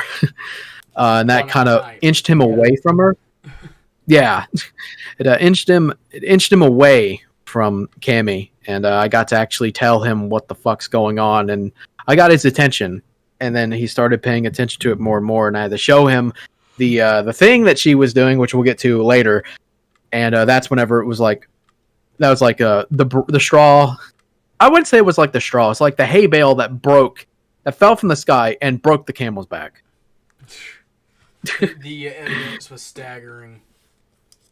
Oh, fuck yeah. It was very staggering, especially with some of the other stuff we know. So we'll get to Cammy.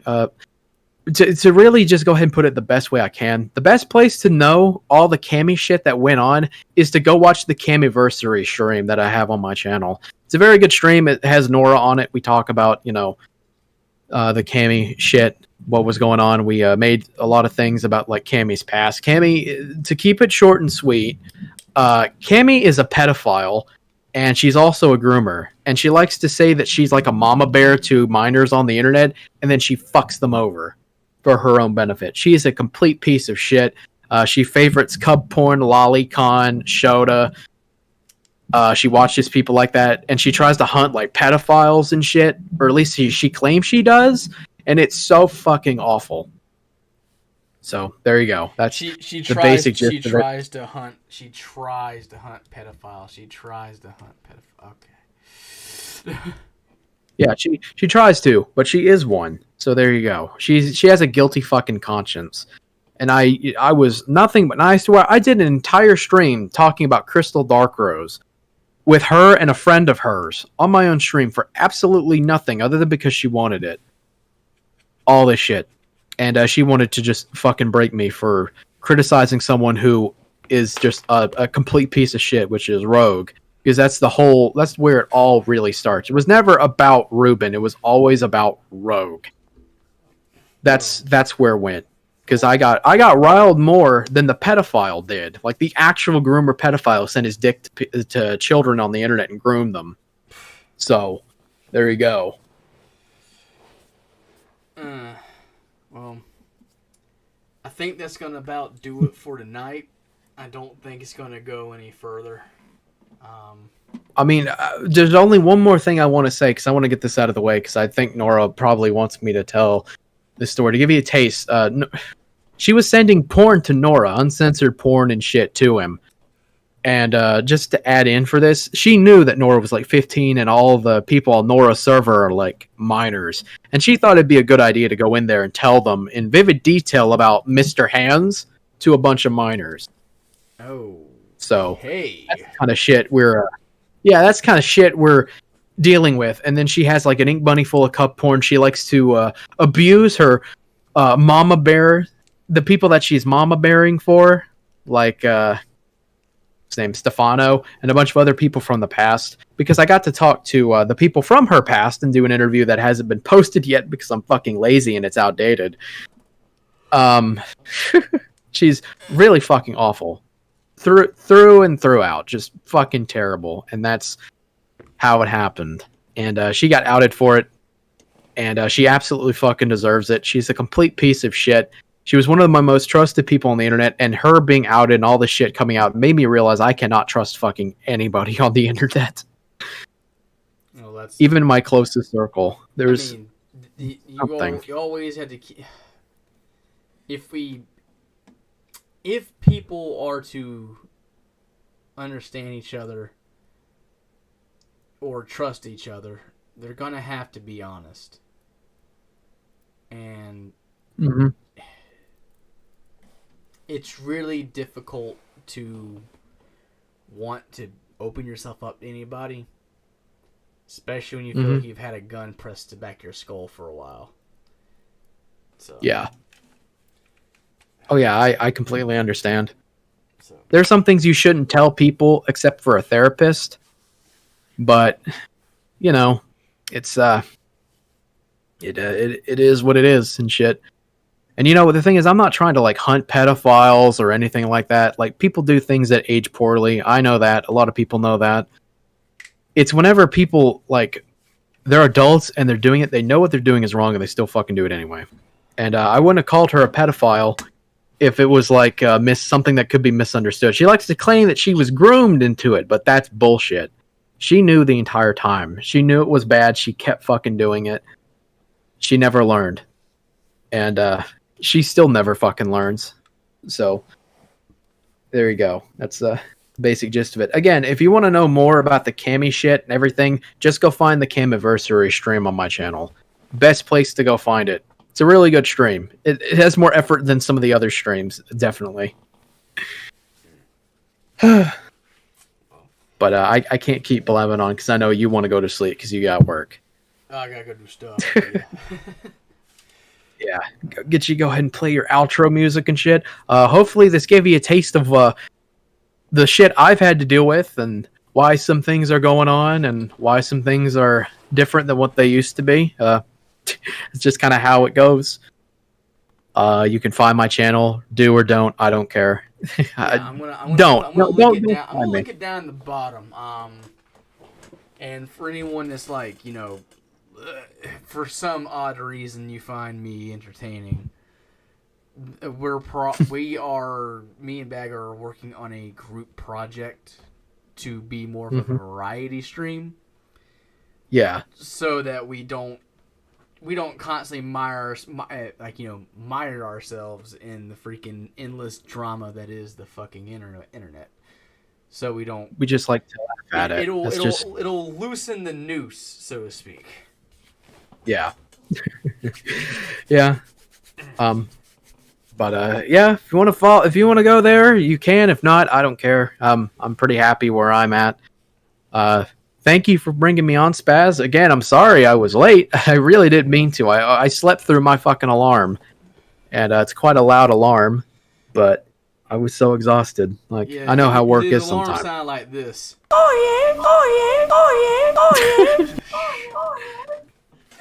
Yeah, that's what my alarm sounds like, I guess.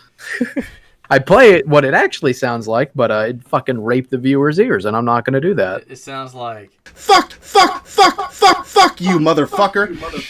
Yeah, I got a pig. I got the screaming pig waking me up. That's how I get up in the morning. It's like, I got to go to work. I got to go do this stuff. I got to be a functioning member of society and not some fat fuck in a shed talking about two people on the internet for the rest of my life. Let's hit you with some more coves there, brother. That's right. Watch this guy get paid more money than I do to eat weird shit. Yeah, eat the bugs, drink the fish tank water. I don't know. From what I heard, he didn't actually drink the fish tank water, but it's like, how will we know if he actually did or didn't? Did he tell you? He probably ate the bugs though. Probably. I don't know. Well, let's get the hell up out of here. I'll talk to you later, man. Oh yeah. Yeah, thank you. Thank you for the time. Thank you everybody for showing up. I hope you had fun. I hope you learned something about me. If not, then I don't care. Fuck you. I'll see y'all next week on the Kale stream, Bag Edition. Take care, everybody. I'll see y'all around. Goodbye. Okay. And last little words of wisdom here. Well, there's no wisdom to be had in this situation. Just want to say thanks everybody for stuck around. Thanks for everybody who stuck in the chat. It's been very, very good to be back doing this sort of thing. It's not the same numbers as I was accustomed to prior, but there's a price to be paid for actions that were taken. But in the end, I guess it's not about the numbers, but the quality of people. But if you're going through something that's hard, or you're going through something that seems like you'll never get your way out of it, you'll never figure out your way out, just remember that the rewards of... What am I trying to say here? Sorry, it's really late. Whatever you're going through, once you finally get through it, you'll be stronger for it, and you will be able to overcome it. If it seems like the end, remember, it's not the end, it's the beginning of something. And just don't let people grind you down. And have a good one.